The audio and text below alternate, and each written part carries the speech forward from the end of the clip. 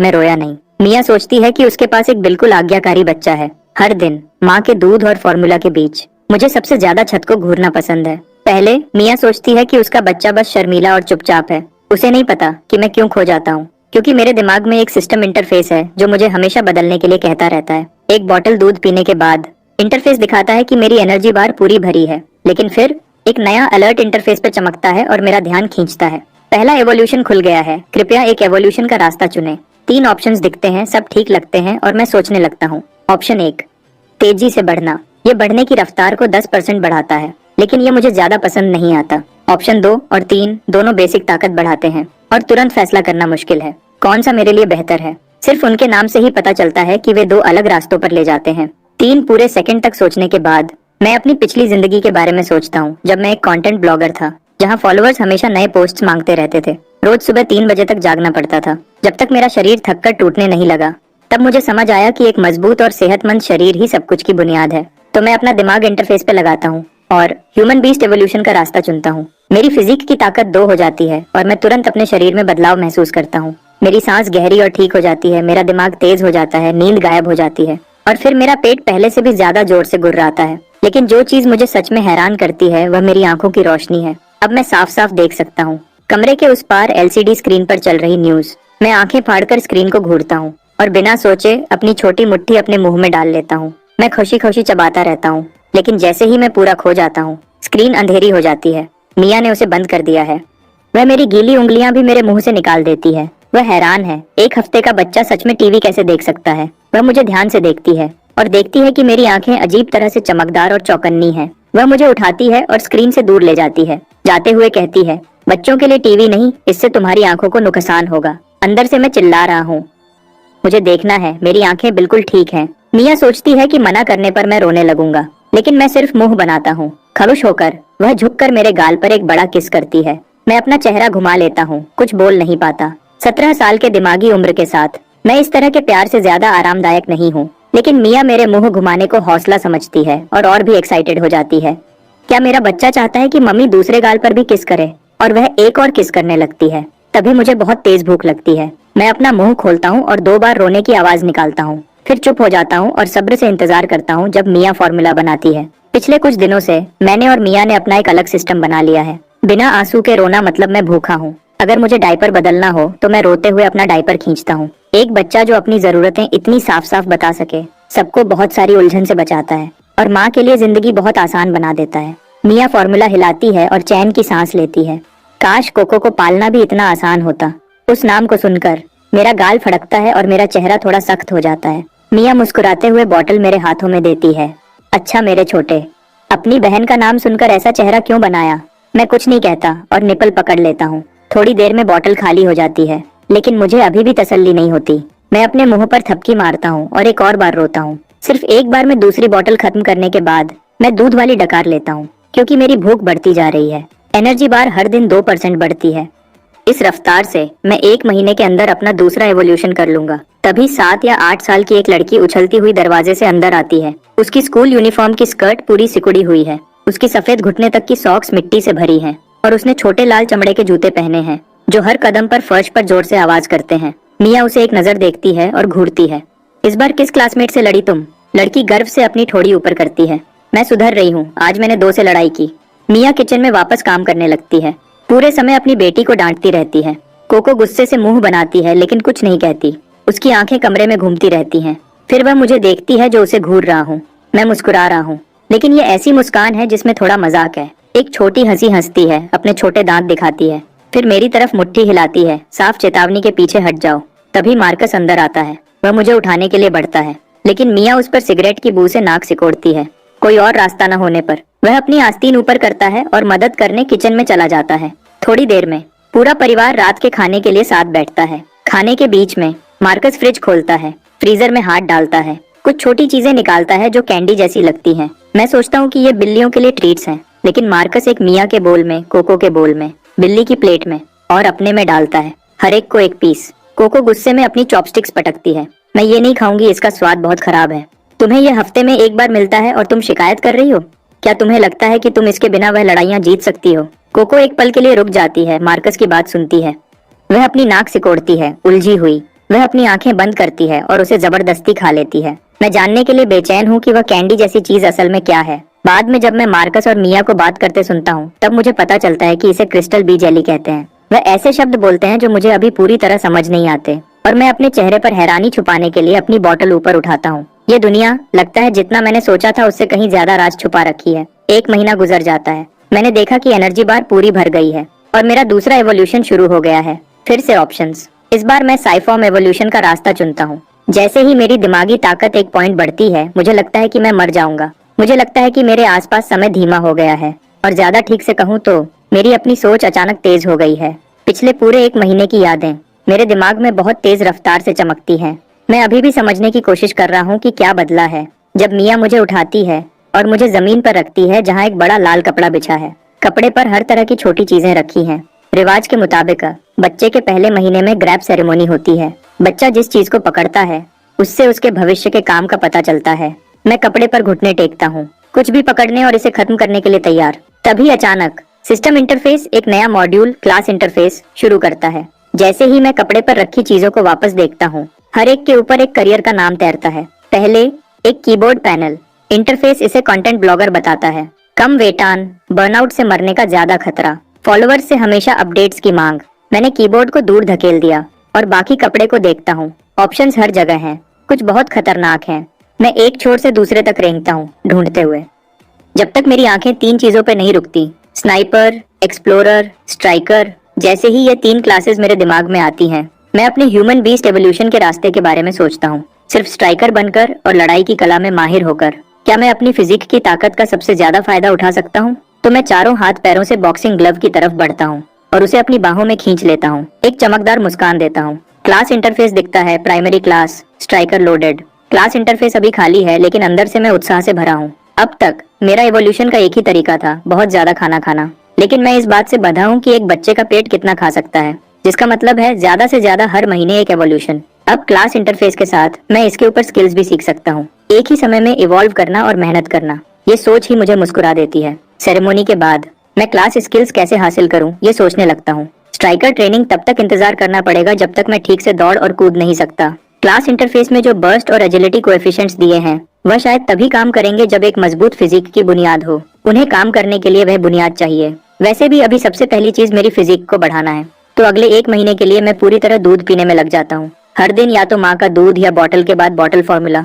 जल्दी ही जैसे ही energy bar बढ़ती रहती है मैं अपना तीसरा एवोल्यूशन करता हूँ। इस बार मैं बिना सोचे ह्यूमन बीस्ट चुनता हूँ। एक बार जब मेरी फिजिक काफी मजबूत हो जाती है, एक बच्चे का शरीर एक शेर की ताकत रखेगा, अपनी रक्षा करने में सक्षम और धोखा देने वाला, मासूम दिखने वाला।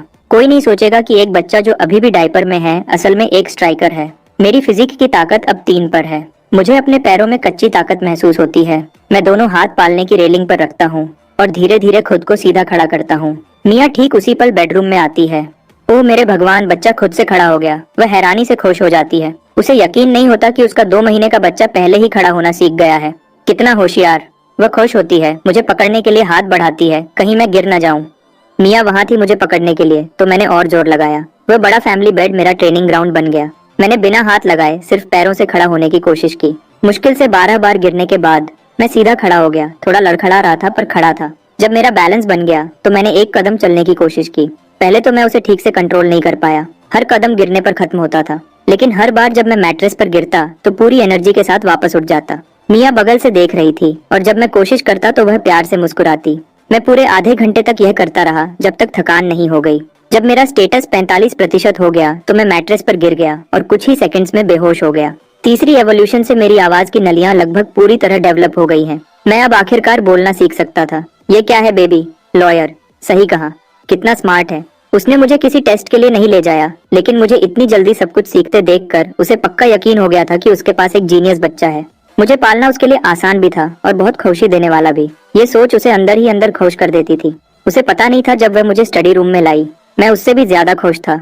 बाहर की दुनिया तक मेरी पहुंच कम थी। खुद से पढ़ना ही एक तरीका था जिससे मैं अभी क्लास स्किल्स पे काम कर सकता था, लेकिन फोन्स तक मेरी पहुंच, कंप्यूटर्स और टीवी पर मिया का पूरा कंट्रोल था। अभी के लिए मेरा सबसे अच्छा ऑप्शन था स्टडी रूम में कोई सही किताब ढूंढना और उससे खुद को सिखाना। मैं स्टडी रूम में खड़ा होकर अपनी बड़ी और ध्यान से देखने वाली आंखों से शेल्फ्स को देखता हूँ। आखिरकार मुझे एक किताब दिखी जो सही लग रही थी।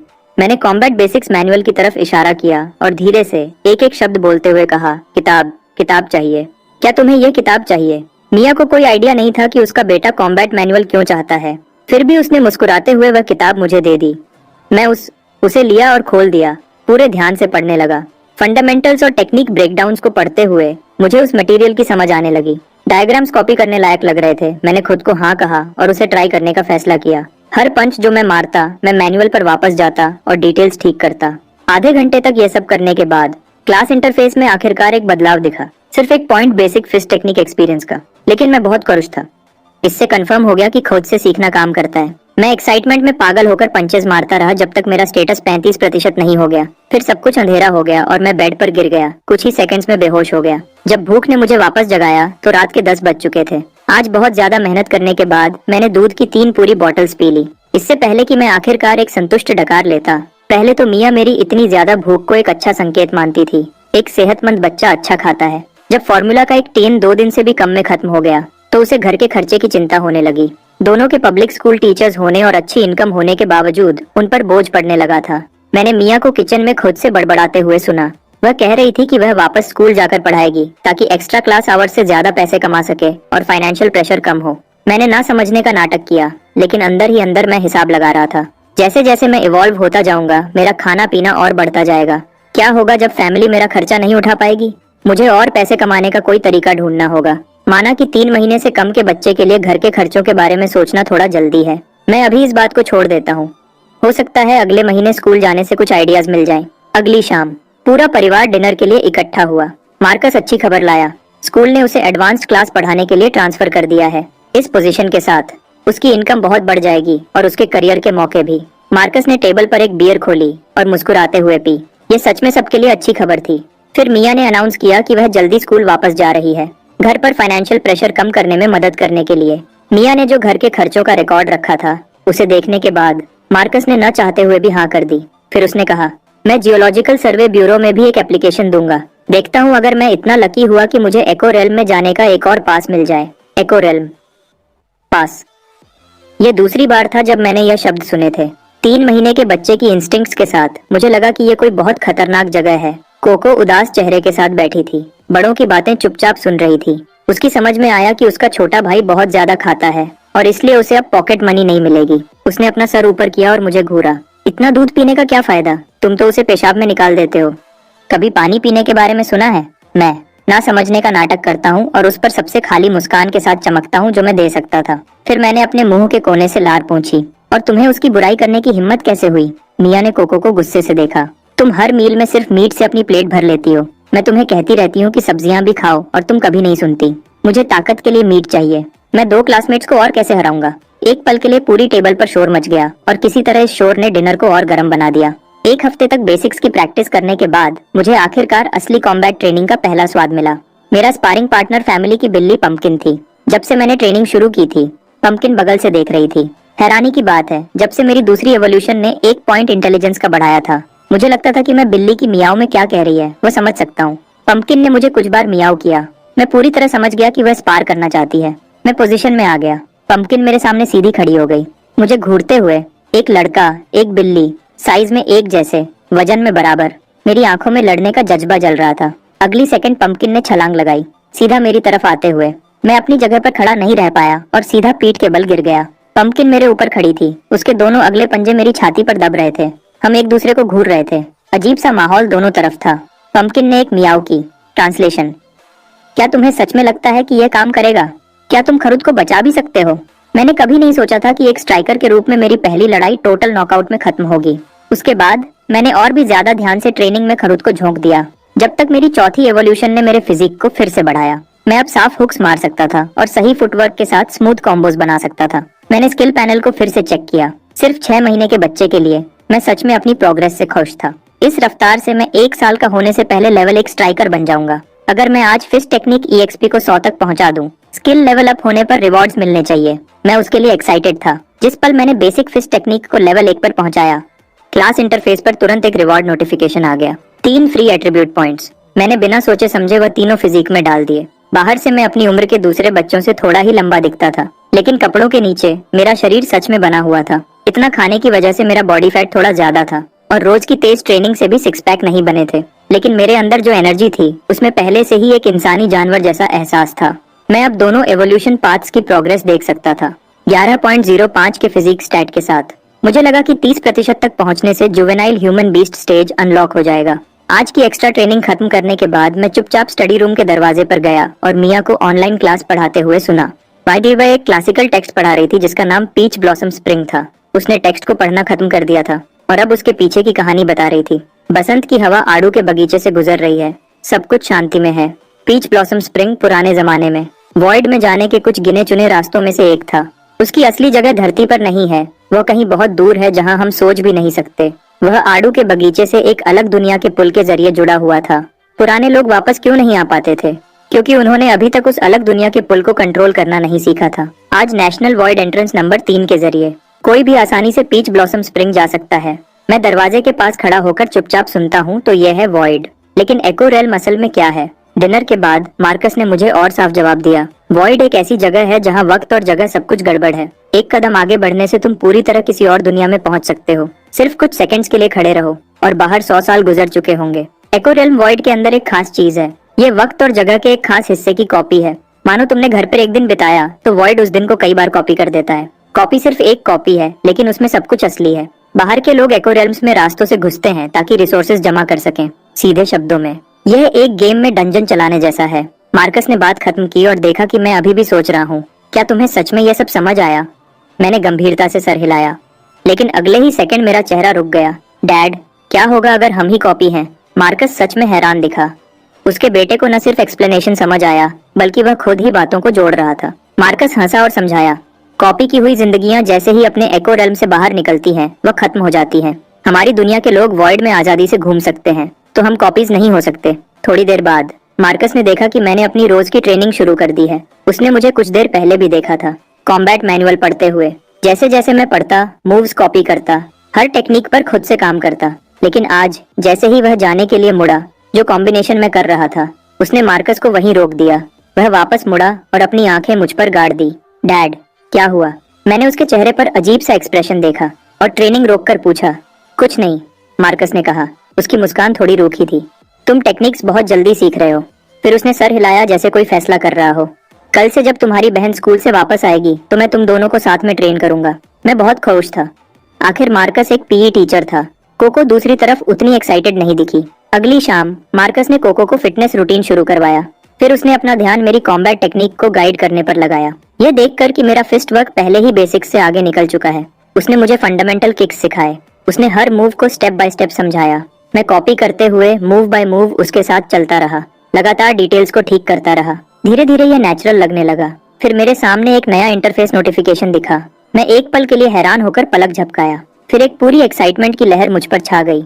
आखिरी इंटरफेस मॉड्यूल आखिरकार अनलॉक हो गया था। मैंने तुरंत मिरर मोड एक्टिवेट किया उसे टेस्ट करने के लिए। मेरी आंखों की पुतलियां सिकुड़ गईं और मेरी नजर एक पल में तेज हो गई। मेरी आंखें एक हाई डेफिनेशन कैमरा जैसी हो गईं।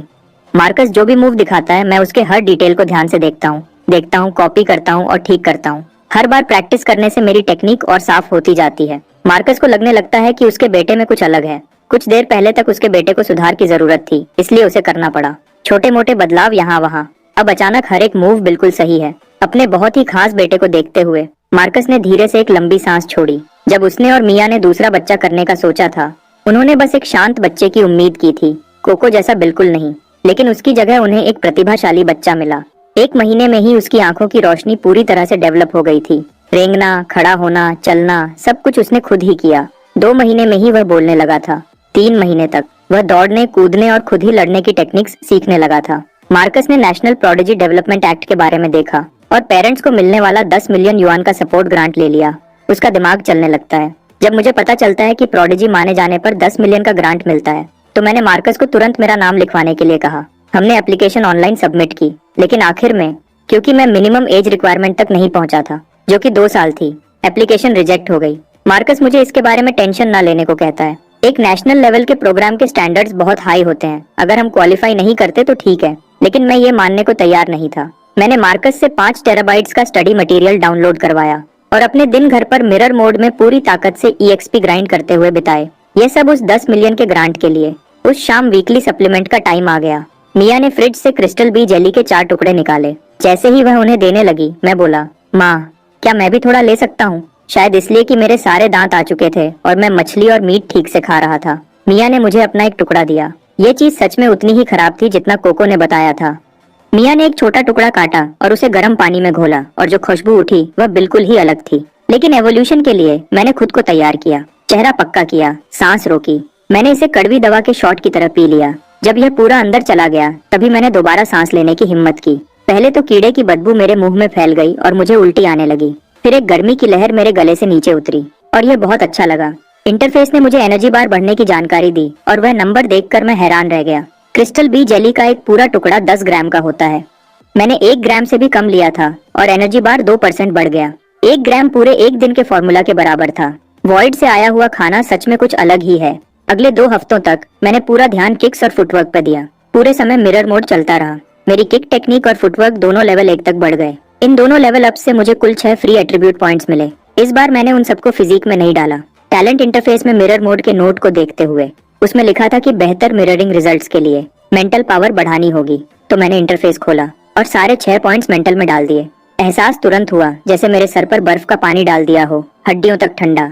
मेरी खोपड़ी सुन्न हो गई, मेरे माथे की नसें उभरने लगी। मेरा दिमाग ऐसा लग रहा था जैसे फट रहा हो। लेकिन जब मैंने दोबारा आंखें खोली तो पूरी दुनिया और तेज दिखने लगी। मैंने टेस्ट की तरह मिरर मोड एक्टिवेट किया। मैंने मास्टर जिंजर की मियाऊ की आवाज की नकल करना शुरू किया। मास्टर जिंजर ने अपना सर झुकाया। मैंने तुरंत उस आवाज की नकल की। उसका मोटा चेहरा लटक गया। उसके चेहरे पर सब कुछ दिख रहा था। ये 2 पैरों वाला जीव मेरी आवाजों की नकल कर रहा है और ये बिल्कुल भी अच्छा नहीं है। वह मुड़ा और चला गया। लेकिन तभी मेरे इंटरफेस में एक टेक्स्ट की लाइन दिखी। मिरर मोड एक्टिवेट करने और मास्टर जिंजर की कुछ आवाजों की नकल करने के बाद मैंने किसी तरह बिल्ली की भाषा अनलॉक कर ली थी। मास्टर जिंजर के साथ आधे घंटे की बातचीत के बाद बीस्ट स्टंग फिलाइन स्किल को 2 EXP पॉइंट्स मिले। परेशानी ये है कि मास्टर जिंजर एक अच्छा टीचर नहीं है। वह बार बार वही कुछ फ्रेजेस दोहराता रहता है, बिल्कुल भी उत्साह के बिना। सोचता हूँ अगर मैं बेसिक PSI फॉर्म को पूरी तरह से इवॉल्व कर लूँ तो क्या मुझे सीधे थॉट्स भेजने की एबिलिटी मिल जाएगी अपनी डेली ट्रेनिंग के साथ। अब मेरा एक नया शौक है, बिल्लियों से बातें करना। समय तेजी से गुजरता है और गर्मियां आ रही हैं। स्प्रिंग फ्लू का प्रकोप कम हो गया है। हर जगह के पेरेंट्स ने चैन की सांस ली। जिन दिनों मिया की ऑनलाइन क्लासेस नहीं होती वह मुझे स्ट्रोलर में बैठाकर नेबरहुड में घुमाती है। उसकी उम्मीद है कि मैं अपनी उम्र के बच्चों के साथ थोड़ा सोशल टाइम बिताऊंगा। हर दिन घर पर बिल्लियों से बातें करने की बजाय वह अब चिंता करने लगी है। मैं स्ट्रोलर में बैठा हूँ और चुपचाप दूसरे बच्चों को उनके स्ट्रोलर्स में देखता हूँ। तभी एक छोटी लड़की अचानक रोने लगती है। एक लड़का भी उसके पीछे उतनी ही जोर से रोने लगता है। जो भी वजह हो, मुझे वह बहुत शोर शराबा करने वाले लगते हैं। कुछ माओ ने मुझे चुपचाप बैठे हुए देखा, न रोता हुआ, न परेशान होता हुआ, न ही अपनी उंगलियां चबाता हुआ। वह मिया की तारीफ करती हैं। तुम्हारा बच्चा कितना अच्छा है, कितना समझदार है। अगर मेरा बच्चा भी ऐसा होता तो मैं हर रात मुस्कुराते हुए सोती। मिया खुश हो जाती है। हर पेरेंट को अपने बच्चे की तारीफ सुनना अच्छा लगता है। उसने मुझे बाहर चुप रहने और न बोलने को कहा था, वरना रिएक्शन और भी ज्यादा हो सकता था। तभी एक माँ बोलती है, इस बच्चे की आंखें कितनी तेज हैं। क्या तुमने इसकी इंटेलिजेंस टेस्ट करवाई है? ये एक प्रोडिजी हो सकता है, तुम्हें पता है। बिल्कुल, मैंने पढ़ा है कि बहुत से प्रोडिजीज 1 या 2 साल की उम्र में ही निशानियां दिखाते हैं। यह सुनकर मिया घबराहट में उन्हें टाल देती है। वह अभी भी सोच रही थी कि क्या कहे जब एक माँ स्ट्रोलर के पास आती है। वह एक उंगली उठाती है और चमकती मुस्कान के साथ पूछती है, ये कितने हैं? सही जवाब दो और आंटी तुम्हें टॉफी देगी। सब मेरे जवाब का इंतजार करते हैं। आखिर एक बच्चे के लिए जो मुश्किल से 6 महीने का है, सवाल समझना और कुछ शब्द भी बोलना एक खास इंटेलिजेंस का सबूत होगा। मैंने क्यूरियस भीड़ को पूरी तरह से इग्नोर किया और अपना चेहरा एक आवारा बिल्ली की तरफ किया जो फूलों की क्यारी के पास बैठी थी। एक्साइटेड होकर मैंने उसे बुलाया। माएं हैरानी से घूरने लगी। मिया ने दूसरी तरफ चुपचाप चैन की सांस ली। आवारा बिल्ली ने आवाज सुनकर अपना सर घुमाया। कुछ खास नहीं मिला और वह भाग गई। फिर भी इस नेबरहुड में आवारा बिल्लियों की कमी नहीं है। अगली बार जब मौका मिलेगा मैं बातचीत शुरू करूंगा और कुछ 20 टंग एक्सप ग्राइंड करूंगा। जब से मैंने वह 6 मेंटल पॉइंट्स ऐड किए हैं, मैं अब पूरी तरह से वीडियो ट्यूटोरियल से सीख सकता हूँ और बाकी कॉम्बैट टेक्निक्स खुद ही सीख सकता हूँ। स्ट्राइकर क्लास को लेवल अप होने के लिए बस 21% और एक्सपी चाहिए। मुझे बहुत उत्साह महसूस होता है। मैं ये जानने का इंतजार नहीं कर सकता कि अगला लेवल क्या रिवॉर्ड्स और इफेक्ट्स लाएगा। अगले कुछ दिनों में मैं दिन में 3 ट्रेनिंग सेशंस करता हूँ और इंटरफेस के नंबर्स को लगातार देखता रहता हूँ। 2 हफ्तों बाद दिल तेजी से धड़कते हुए मैंने क्लास इंटरफेस खोला। प्रॉम्प्ट पूछता है कि क्या मैं आगे बढ़ना चाहता हूँ। मैंने बिना किसी झिझक के हाँ चुना। जब इंटरफेस दोबारा फोकस में आता है, इस पहले क्लास लेवल अप के रिवॉर्ड्स मेरी उम्मीद से कहीं ज्यादा अच्छे थे। स्ट्राइकर की स्पेशलाइजेशन वीक पॉइंट स्ट्राइक का डिस्क्रिप्शन पढ़ते हुए मेरी उंगलियां उत्साह से फड़फड़ाने लगी। मुझे लगता है कि अब मैं पंपकिन के खिलाफ बराबर का मौका रखता हूँ। मैंने सारे 10 रिवॉर्ड एट्रीब्यूट पॉइंट्स एलोकेट किए।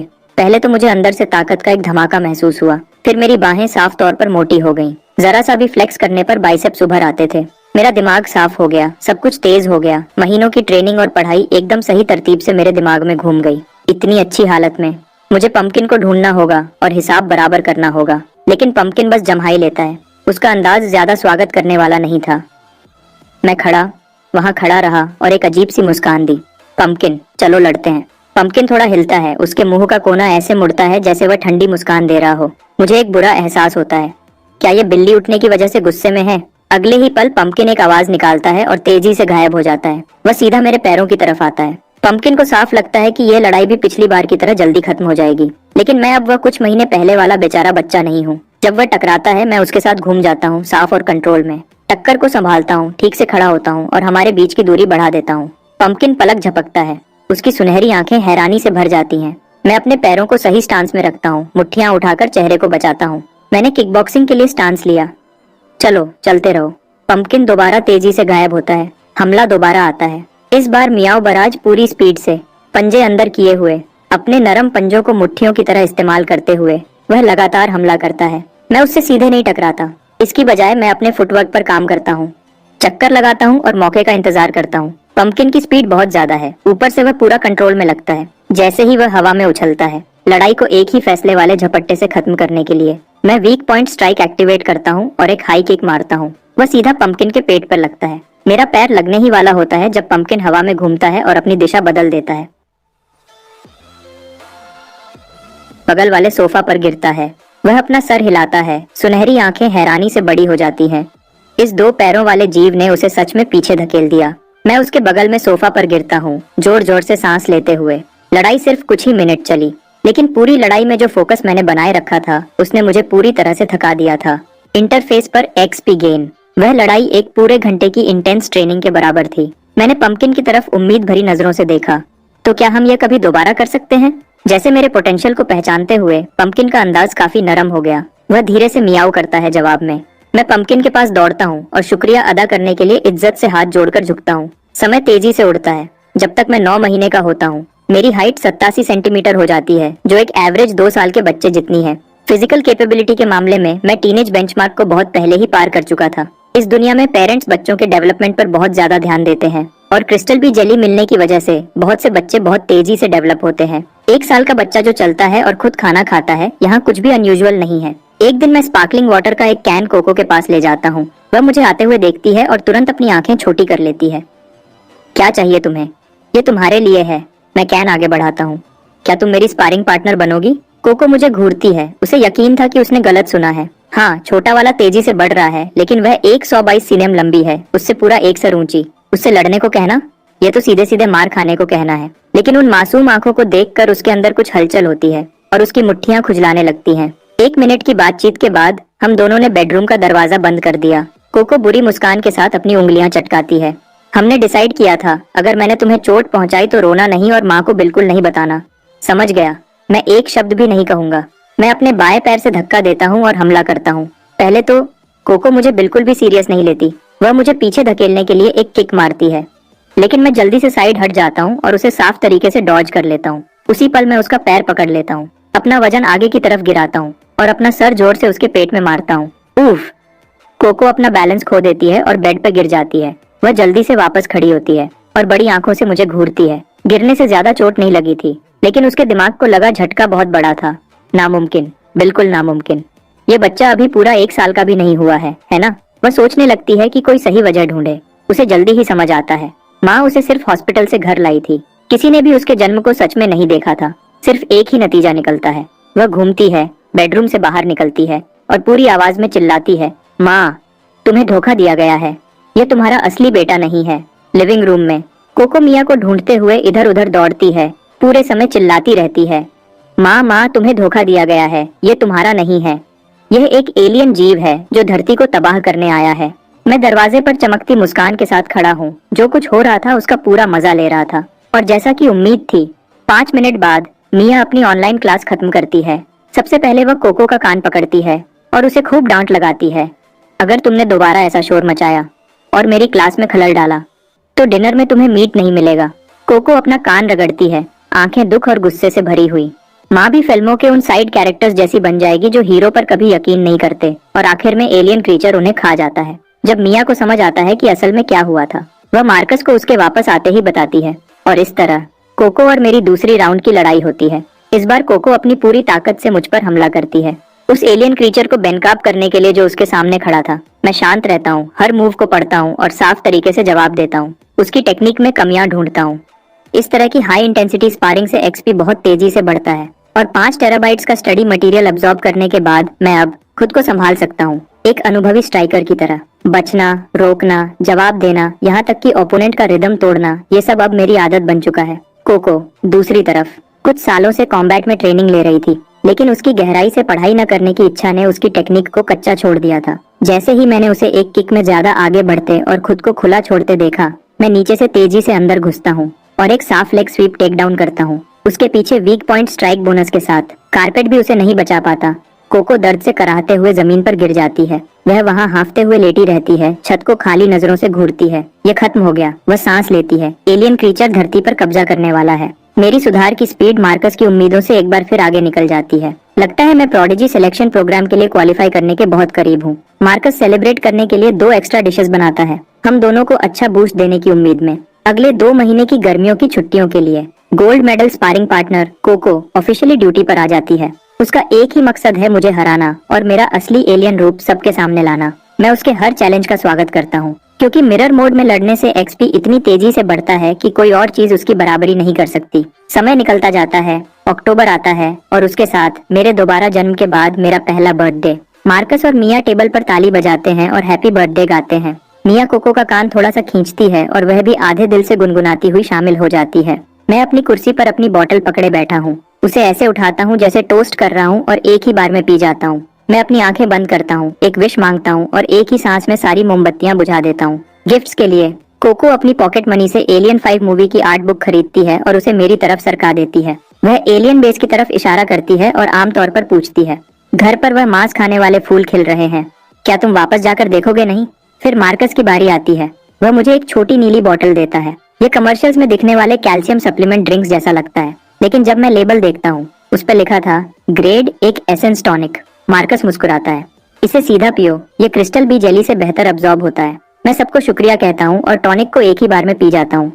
एक ठंडी ताजगी भरी लहर मेरे गले से लेकर पैरों तक फैल जाती है। एनर्जी बार से 2 डायरेक्ट एट्रीब्यूट पॉइंट्स मिलते हैं, फिर एक के बाद एक कई और नोटिफिकेशंस आते हैं। पूरे 1 साल की मेहनत और मेरी पहली बड़ी अचीवमेंट आखिरकार अनलॉक हो जाती है, 30 पॉइंट्स फिजिक के साथ। मैं अब एक फिजिकली एक्टिव एडल्ट मेल के बराबर हूँ। मैंने डिटेल्ड रिवॉर्ड डिस्क्रिप्शन खोला, मेरी सभी करंट टैलेंट स्किल स्पेशलाइजेशंस में बीस्ट फॉर्म सबसे ज्यादा कॉम्बैट पावर बूस्ट देता है। फिर मैंने passive talent reward predator check किया। ये एक नॉन कॉम्बैट टैलेंट है, लेवल अप नहीं हो सकता लेकिन इन्फिनिटली स्टैक होता है। आगे से हर दिन की ट्रेनिंग प्रेडेटर टैलेंट के साथ मिलकर थकान और फिजिकल डैमेज से तेजी से ठीक होने का मतलब है। मैंने रिवॉर्ड स्क्रीन बंद की और अपनी नजरें अगले एवोल्यूशन माइलस्टोन पर टिकाई। 30 पॉइंट्स एक हेल्थी एडल्ट के बराबर हैं, तो एक 100 पॉइंट्स इंसान की आखिरी सीमा होनी चाहिए। और अल्टीमेट फॉर्म की बात करें तो क्या वह इंसानी शरीर की सीमाओं से बिल्कुल परे हो सकता है। लेकिन अभी मेरे दिमाग में एक शब्द आया, असाधारण। एक नए मकसद के साथ मुझे दोबारा से जोश महसूस होता है। पहला माइलस्टोन हो गया है, दूसरा कितना दूर हो सकता है। उस रात मैंने अपनी इवॉल्व्ड फिजिकल कैपेबिलिटीज का पूरा टेस्ट किया। मार्कस एक तरफ खड़ा सब कुछ अपने फोन पर रिकॉर्ड कर रहा है, चाहे वह ताकत हो, कूदना हो या 100 मीटर की दौड़ या फिर उसके बाद होने वाले इंटेलिजेंस टेस्ट्स। हर नतीजा प्रोडिजी सिलेक्शन प्रोग्राम के थ्रेशोल्ड से बहुत ऊपर आता है। मार्कस को मुश्किल से यकीन होता है कि उसका बेटा अभी सिर्फ 1 साल का हुआ है और उसने पहले ही प्रोग्राम की हर रिक्वायरमेंट पूरी कर ली है। वह तुरंत सारे एप्लीकेशन मटेरियल्स अपलोड कर देता है। हम मिया को बुलाते हैं और उसे बताते हैं कि एप्लीकेशन सबमिट हो गई है। फैमिली चुपचाप इंतजार में बैठ जाती है, ऑफिशियल जवाब का इंतजार करते हुए। जब हम सब सोच रहे थे कि ऑफिस बंद हो गया है और हमें कल तक इंतजार करना पड़ेगा, दरवाजे पर दस्तक होती है। क्या मिस्टर मार्कस घर पर हैं? मैं रजिस्ट्रेशन ऑफिस से हूँ। उसी पल इनबॉक्स में एक ईमेल आता है। ये कंफर्म करता है कि एक रिप्रेजेंटेटिव दरवाजे पर है, वह सीधे हमारे पास आए। ये तो बहुत तेज था। मार्कस विजिटर के क्रेडेंशियल्स चेक करता है उसे अंदर आने देने से पहले। विजिटर डायरेक्टर ग्रांट हैं, जो प्रोविंशियल डिपार्टमेंट ऑफ एजुकेशन के एडवांस टैलेंट डेवलपमेंट डिवीजन के डेप्यूटी डायरेक्टर हैं। जैसे ही दरवाजा बंद होता है, डायरेक्टर ग्रांट मार्कस और मिया के साथ एप्लीकेशन डिटेल्स देखते हैं, फिर पूछते हैं कि यंग काय कहाँ है। मार्कस एक सांस लेता है और बेडरूम का दरवाजा खोलता है। उसके बच्चे ने काफी देर तक लो प्रोफाइल रखा है। अब वक्त आ गया है कि वह दिखाए कि वह क्या है। डायरेक्टर ग्रांट अपने सामने बच्चे को देखते हैं जो तेजी से चलता है और साफ बोलता है। फिर अपने हाथों में फाइल पर वापस देखते हैं। 1 साल का। उसने बहुत से गिफ्टेड बच्चे देखे थे और सोचा था कि वह तैयार है, लेकिन अभी दुनिया थोड़ी अजीब लग रही थी। उसने मुझसे कई सवाल पूछे, मेरी आइडेंटिटी और अप्लाई करने के मेरे इरादे को कंफर्म करते हुए। फिर वह मेरी डिटेल्स रजिस्टर करने लगता है। जैसे ही रजिस्ट्रेशन पूरा होता है, वह अपने केस में हाथ डालता है और इलेक्ट्रॉनिक डिस्प्ले वाली एक स्मार्ट वॉच निकालता है। वह मुझे उसे पहनने को कहता है, लेकिन जैसे ही मैं ऐसा करता हूँ, मुझे पता चलता है कि मैं उसे उतार नहीं सकता। डायरेक्टर ग्रांट मुस्कुराते हैं और समझाते हैं, यह फोर्स लॉक एक सेफ्टी मेजर है। एक बार सिलेक्शन खत्म हो जाए तो यह अपने आप खुल जाएगा और बाद में इसे वापस ले लिया जाएगा। वह बोलना खत्म करता है और एंट्रेंस के पास रखी शू कैबिनेट की तरफ देखता है।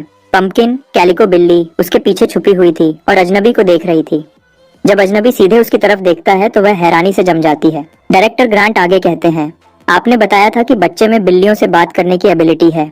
आप इस बॉन्डेड पेट को अपने साथ ला सकते हैं। यह सिलेक्शन के दौरान काम आ सकता है। 10 मिलियन के ग्रांट के लिए मिया मुझे रात भर प्राइवेट जेट में जिंगजो में प्रोडिजी सिलेक्शन बेस की तरफ ले जाती है। 2 घंटे बाद हम पहुंचते हैं। हमें एक डॉर्मेट्री में लाया गया। बिल्डिंग में अंधेरा था, लाइट्स ऑफ थे। मुझे लगा सब सो रहे होंगे, लेकिन जैसे ही हम अंदर कदम रखते हैं, हमें 2 बच्चे मिलते हैं, शायद 6 या 7 साल के, जो एक दूसरे के सामने खड़े थे। टेंशन साफ महसूस हो रही थी। एक कमर पर हाथ रखे खड़ा था, पानी की बोतल पकड़े हुए, और घमंड से बोलता है, मैं 5 मीटर तक पेशाब कर सकता हूँ, क्या तुम कर सकते हो?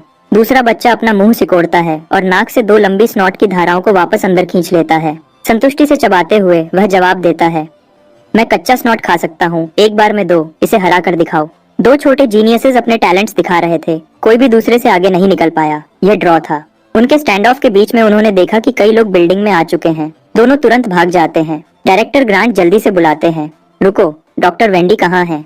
कहीं बाहर गए हैं, और वह सेंटेंस पूरा होने से पहले ही गायब हो जाते हैं। मैं आसपास देखता हूँ। बाहर का एरिया एक मिलिट्री बेस है, अंदर प्रोडिजी सिलेक्शन बेस है। सिलेक्शन फैसिलिटी को मिलिट्री इंस्टॉलेशन के अंदर रखना बाहर के खतरों को रोकने का एक स्मार्ट तरीका है। डायरेक्टर ग्रांट अपना फोन निकालते हैं और किसी को हमसे मिलने के लिए बुलाने ही वाले होते हैं, जब एक यंग औरत गोल्ड रिम्ड ग्लासेस में हाथ में फोल्डर लिए हमारी तरफ आती है। वह पास आते ही डायरेक्टर ग्रांट को ग्रीट करती है। डायरेक्टर ग्रांट, आप इस बार बेस के लिए एक अच्छा सरप्राइज लाए हैं। प्रोडिजी प्रोग्राम के 15 साल हो गए हैं और आज पहली बार हमने एक ऐसा एप्लीकेंट देखा है जो अभी सिर्फ 1 साल का हुआ है। डायरेक्टर ग्रांट जल्दी से उसका हाथ मिलाते हैं। डॉक्टर वेंडी, आप बहुत मेहरबान हैं, लेकिन यह बच्चा सच में कुछ अलग है। ऐसा है तो मैं बहुत ध्यान से देखूंगी। डॉक्टर वेंडी की नजर मुझ पर पड़ती है। मैं ऊपर देखता हूँ और उसके कोट पर नेम टैग पढ़ता हूँ, doctor Wendy institute for extraordinary traits. Doctor Wendy Mia से कुछ बातें करती है, फिर मेरी तरफ मुड़ती है। क्या तुम्हें कुछ चाहिए काय? वह देखती है कि मैं अभी भी उसके नेम टैग को घूर रहा हूँ। वह हंसती है। दूध के लिए भूख लगी है? सॉरी, मेरे पास नहीं है। मैं सीधे जवाब देता हूँ, मैं अब नॉर्मल खाना खाता हूँ। वह मुझे आसानी से उठा लेती है और मेरा गाल खींचती है। शायद टेक्सचर से संतुष्ट होकर वह मिया की तरफ देखती है। ये बहुत प्यारा है, क्या मैं इसे किस कर सकती हूँ? बिल्कुल, आगे बढ़ो। उसे ऐसी चीजें बहुत पसंद है। पसंद है? कब से? किसने परमिशन दी आगे बढ़ो की? इससे पहले कि मैं प्रोटेस्ट कर पाता, डॉक्टर वेंडी मुझे कई किस करती है और मेरा चेहरा लिप प्रिंट से भर जाता है। डॉक्टर वेंडी फिर हमें हमारे अलॉटेड क्वार्टर्स की तरफ ले जाती है। ये एक पूरी तरह से इक्विप्ड अपार्टमेंट है, इतना कंफर्टेबल कि घर जैसा लगता है। आराम कर लो, असेसमेंट प्रोसेस कल से शुरू होगा। वह मिया को एक एक्सेस कार्ड देती है और चली जाती है। हम अभी ठीक से सेटल भी नहीं हुए थे कि दरवाजे पर दस्तक होती है। मिया दरवाजा खोलती है और हैरान रह जाती है। यह 3 दर्जन बच्चे दरवाजे पर भरे हुए थे। सब अंदर झांकने के लिए अपनी गर्दन लंबी कर रहे थे। हमने सुना कि एक साल का फ्रीक आया है। मिया आधे मजाक और आधे गुस्से में एक तरफ हट जाती है और मुझे अपने कंपटीशन से मिलने का इशारा करती है। मैं पास जाता हूँ, एक नजर देखता हूँ और कहता हूँ, इतनी रात हो गई है, क्या तुम सब सोते नहीं हो? हम सो रहे थे जब तक इन दोनों ने सबको जगह नहीं दिया। वह उन 2 रिंग लीडर्स की तरफ इशारा करते हैं और जैसा कि उम्मीद थी, 5 मीटर तक पेशाब करने वाला और स्नॉट खाने वाला। ये देखकर कि उनसे बात करने वाला सच में इतना छोटा है, वह उत्साह से सवालों की बौछार कर देते हैं। क्या तुम स्प्लिट पैंट्स पहनते हो या डायपर्स? क्या तुम भूख लगने पर रोते हो? क्या तुम लड़ते हो? अगर मैं तुम्हें मारूंगा तो क्या तुम अपनी माँ के लिए रोगे? उस आखिरी सवाल ने मेरा ध्यान खींचा। मैं सस्पेंडर्स वाले लड़के को देखता हूँ जिसने यह पूछा था और धीमी मतलब भारी मुस्कान देता हूँ। तुम्हें पता चल जाएगा। अगली सुबह बेस हॉस्पिटल में मेरा खून टेस्ट, पेशाब टेस्ट और बालों का सैंपल टेस्ट होता है। उनके पास जो भी प्रोसीजर थे, मैं उन सब से गुजरता हूँ। फिर डॉक्टर वेंडी के बताए अनुसार मैं स्मार्ट वॉच से बात करता हूँ और स्क्रीन पर एक जानकारी का बॉक्स खुल जाता है। डॉक्टर वेंडी समझाती है, पोटेंशियल स्कोर ही वह मुख्य चीज है जो यह तय करती है कि तुम सिलेक्शन में पास होगे या नहीं। तुम्हारा हर काम यहाँ पर असेसमेंट का हिस्सा है। हम ऐसे बच्चे ढूंढ रहे हैं जिनके पोटेंशियल स्कोर्स ज्यादा हों। मैं समझने का इशारा करने के लिए सर हिलाता हूँ, फिर कंफर्म करता हूँ। अभी 126 कैंडिडेट्स इस सिलेक्शन में हिस्सा ले रहे हैं। जैसे ही मैं हॉस्पिटल से बाहर निकलता हूँ, घड़ी बीप्स करती है। मैं अपनी कलाई उठाता हूँ। मुझे पहले ही एक पॉइंट मिल गया है। पोटेंशियल स्कोर को एक खास इवैल्यूएशन टीम चेक करती है, डॉक्टर वेंडी समझाती है। ज्यादा मत सोचो, बस यहाँ ऐसे ही रहो और सीखो जैसे तुम आमतौर पर करते हो। मैं सर हिलाता हूँ। समझ गया, अब मुझे सब साफ दिख रहा है। मेरी आम रूटीन है खाना, सोना और एक्सपी बढ़ाना, तो मैं बस उन्हें देखने दूंगा। घड़ी फिर से बीप्स करती है। मैंने सोचा था कि सिलेक्शन में एग्जाम्स, फिजिकल टेस्ट्स, शायद रिंग में लड़ाई होगी, लेकिन स्केड्यूल में पहली चीज एक क्लास है। जब मैं सब्जेक्ट का नाम देखता हूँ तो तुरंत एक्साइटेड हो जाता हूँ। आज के लेसन में माइंड कल्टीवेशन मेथड। एक छोटे क्लासरूम में एक सफेद बालों वाले टीचर माइंड कल्टीवेशन मेथड की बुनियादी बातें बताते हैं। कमरे में सब 4 स्टूडेंट्स अभी आए हैं और बाकी 3 पहले से जाने पहचाने चेहरे हैं। 5 मीटर पेशाब करने वाला बच्चा, नाक की गंदगी खाने वाला और किटन सस्पेंडर्स। वह तीनों मुश्किल से ध्यान दे रहे हैं। हर थोड़ी देर में वह मुड़ते हैं और मुझ पर मुंह बनाते हैं। यह इतना छोटा है, क्या यह कुछ भी समझ सकता है? नाक की गंदगी खाने वाला धीरे से बड़बड़ाता है। टीचर उस पर नजर डालते हैं और आगे बढ़ते हैं। मानसिक कल्टीवेशन की बुनियाद मेडिटेशन है। एक खास कंपाउंड के साथ मिलकर मेडिटेशन के दौरान दिमाग शरीर से अलग हो सकता है और ऊंची डायमेंशनल दुनिया में जा सकता है। मेडिटेशन की समझाने के बाद टीचर 4 शीशियां निकालते हैं, हम में से हर एक के लिए एक। मैं अपनी शीशी पर लेबल देखता हूँ, उसका ढक्कन खोलता हूँ और उसे धीरे से पीता हूँ। ये तो काफी मीठा है। अगली पल मुझे हल्कापन महसूस होता है, जैसे मेरा पूरा शरीर जमीन से उठ गया हो। मेरी इंद्रियां धुंधली होने लगती हैं। टीचर के बताए अनुसार मेरी चेतना भटकती है और मैं जल्दी ही खुद को एक गहरी, पूरी अंधेरे वाली जगह में पाता हूँ। इस मेडिटेटिव यात्रा में नियम आसान है, आगे बढ़ते रहो, रुको मत। ये आसान लगता है, लेकिन थोड़ी देर बाद दबाव बढ़ता है। ये आंखें बंद करके आगे चलने जैसा है। भले ही पता हो कि रास्ते में कुछ नहीं है, दूर तक जाना जितना आसान लगता है उससे मुश्किल है। तुम सिर्फ इतनी दूर तक जा सकते हो जब तक आंखें खोलने की इच्छा असहनीय न हो जाए। लेकिन अभी मैं गहरी मेडिटेशन में हूँ और मैं सिर्फ महसूस करके आगे बढ़ सकता हूँ। 8 मिनट में 5 मीटर पेशाब करने वाला बच्चा और नाक की गंदगी खाने वाला पसीने से भीग जाते हैं और तेज सांस लेते हैं। वह मेडिटेशन से बाहर आ जाते हैं। किटन सस्पेंडर्स थोड़ी देर और टिकता है। 10 मिनट बाद वह अपनी आंखें खोलता है। वह थकी हुई लेकिन जीत की मुस्कान के साथ दूसरे 2 को देखता है। फिर वह तीनों मेरी तरफ देखने लगते हैं। उनके चेहरे पर हैरानी आ जाती है। क्या यह छोटा बच्चा सच में उनसे ज्यादा मानसिक ताकत रख सकता है? वह तीनों अजीब चेहरे बनाकर क्लासरूम से बाहर निकल जाते हैं। जैसे ही वह बाहर आते हैं, खुद को रोक नहीं पाते। थोड़ी देर में बच्चों का एक झुंड एक एक करके दौड़ता हुआ आता है, क्लासरूम की खिड़की के बाहर खुद को दबाते हुए। ऐसा नहीं हो सकता कि वह सो गया हो, है ना? हाँ ठीक है। क्या तुम्हें सच में लगता है कि कोई उस फोकस सीरम को पीने के बाद सो सकता है? हाँ ठीक है, मैं अपनी ही टांग क्यों खींचूंगा? जबकि वह बाहर बातें कर रहे होते हैं, मैं क्लासरूम के अंदर धीरे से अपनी आंखें खोलता हूँ। मैं अपनी घड़ी चेक करता हूँ। सिर्फ 14 मिनट गुजरे हैं। फिर भी किसी तरह ऐसा लगता है जैसे मैंने पूरे 3 दिन और रातें जी ली हों।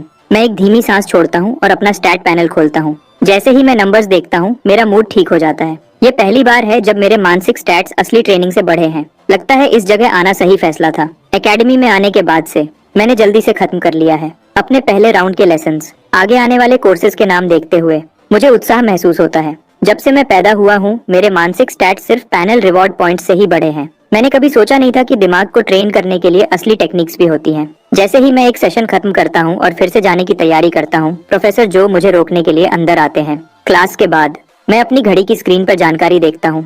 मैं खुद से बड़बड़ाता हूँ, क्या पोटेंशियल पॉइंट्स जमा करना सच में इतना आसान है? लेकिन जो मुझे अभी तक नहीं पता वह यह है कि इस मानसिक ट्रेनिंग सेशन में सिर्फ दोनों ने भी एक पॉइंट कमाया। स्क्वर्ट और बुगर को कुछ भी नहीं मिला। दूसरी क्लास में प्रोफेसर जो समझाते हैं कि मेडिटेशन ट्रेनिंग आगे बढ़ने पर क्या होता है।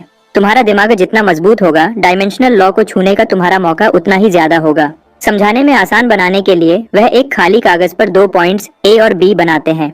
सब जानते हैं कि 2 पॉइंट्स के बीच सबसे छोटा रास्ता एक सीधी लाइन होती है, लेकिन क्या होता है जब तुम एक ऊंची डायमेंशन में जाते हो? वह कागज को आधा मोड़ते हैं, ए और बी को एक साथ लाते हुए। एक आम आदमी को ए से बी तक जाने के लिए 10 सेंटीमीटर चलना पड़ता है, वह कहते हैं। लेकिन एक अवेकेंड जो डायमेंशनल लॉ को कंट्रोल करता है, वह पल भर में पहुंच सकता है। हम इस शक्ति को डायमेंशनल शिफ्ट कहते हैं। जब सुबह की क्लासेस खत्म होती हैं, मेरा सर घूम रहा होता है। सिर्फ 2 लेसन्स और दुनिया को देखने का मेरा पूरा नजरिया बदल गया है। ये सच में एक कमाल की दुनिया है। लंच फेस स्कैन से फ्री है। गोश्त भरने के बाद मैंने कैफेटेरिया वाली लेडी से कहा कि मुझे हनी वर्म जल के 2 टुकड़े काट दे। जब स्क्वर्ट सुनता है कि मैं ये चीज हर दिन खाता हूँ, उसकी आंखें हैरानी से बड़ी हो जाती हैं। क्या तुम खराब हो गए हो या कुछ और? तुम ये हर दिन कैसे खा सकते हो? वह देखता है जब मैं जेल को पानी में मिलाता हूँ। हवा में एक तेज तीखी गंध फैल जाती है। स्क्वर्ट जो मेरे बिल्कुल सामने बैठा है लगभग उल्टी कर देता है।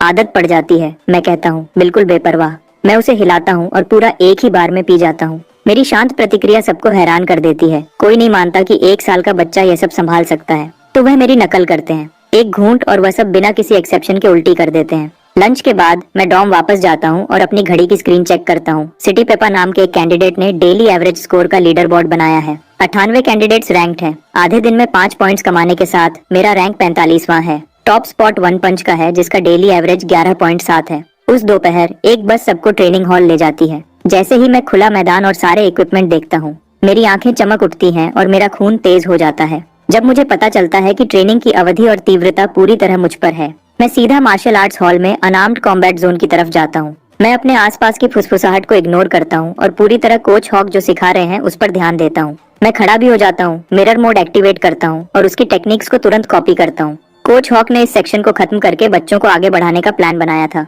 लेकिन आधे रास्ते में वह बिल्कुल रुक जाते हैं। वह बड़ी हैरानी भरी आंखों से मुझे घूरते हैं। मेरी काउंटरिंग टेक्निक साफ है, रिदम स्मूथ है, साफ तौर पर पहले ही एक बिगिनर के लेवल पर है। कोच हॉक लेसन खत्म करते हैं, फिर तुरंत पूछते हैं, तुम कितने साल के हो? तुम कितने समय से संडा की ट्रेनिंग कर रहे हो? अभी 1 साल का हुआ हूँ, सांडा की ट्रेनिंग कुछ महीने से कर रहा हूँ शायद। मेरे बगल वाला एक बच्चा हैरान होकर सांस नहीं रोक पाता।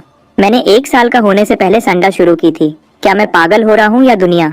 मैं शर्माते हुए मुस्कुराता हूँ।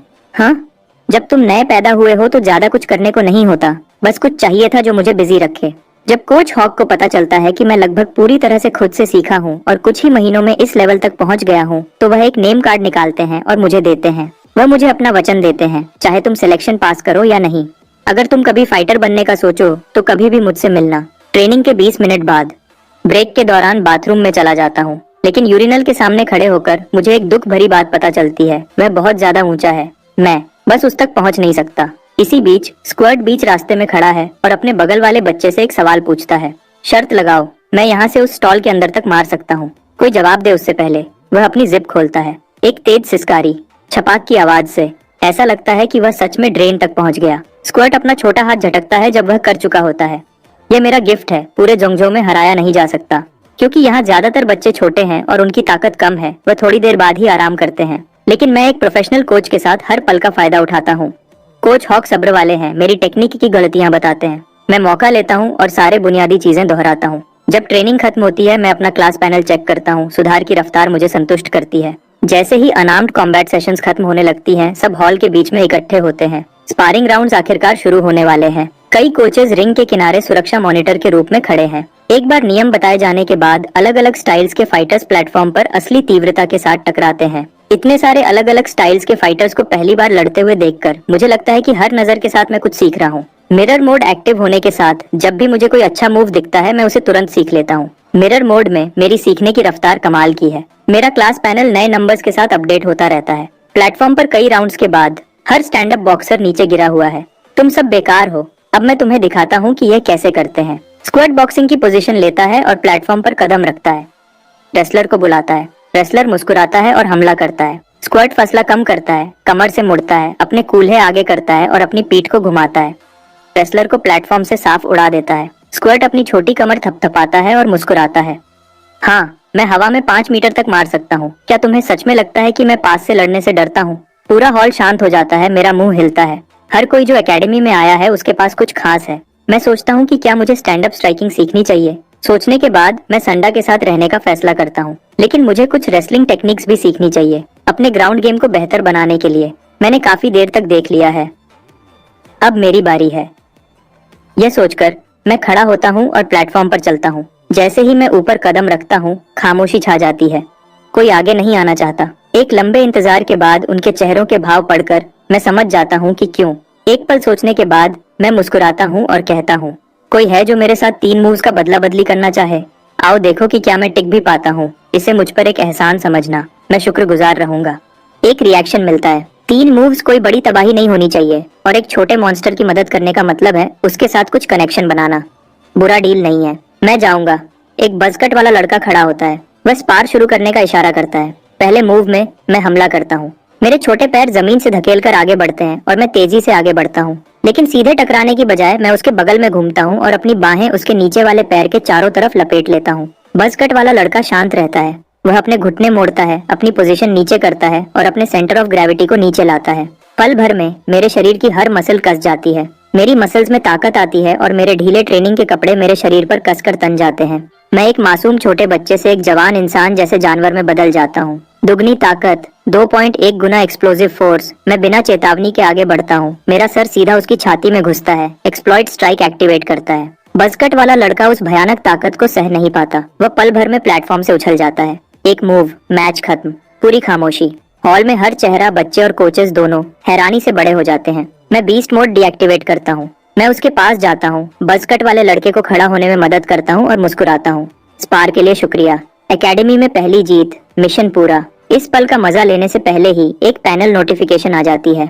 कोच हॉक, जब खाने का टाइम हो तो मुझे जगा देना।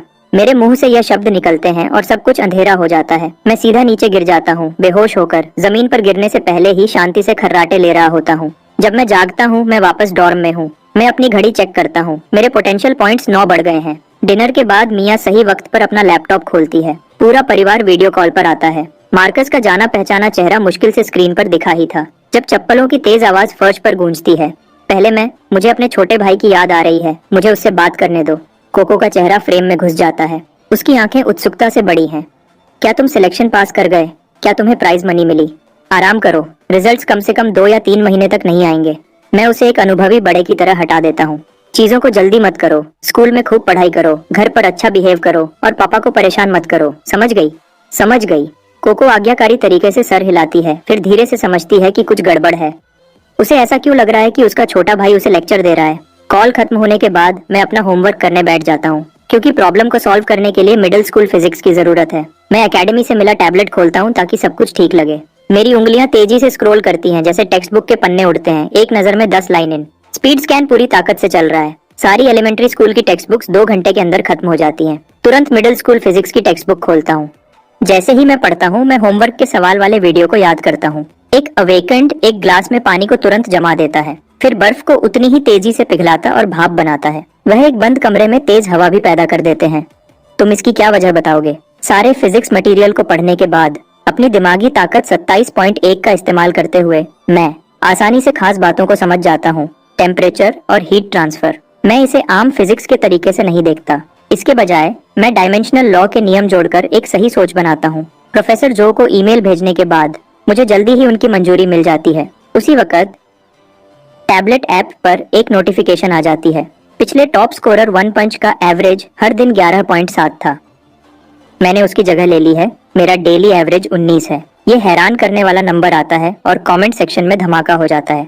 बहुत लोग इसे झूठ कहते हैं। फिर बिना किसी चेतावनी के वन पंच खुद कमेंट्स में आ जाता है।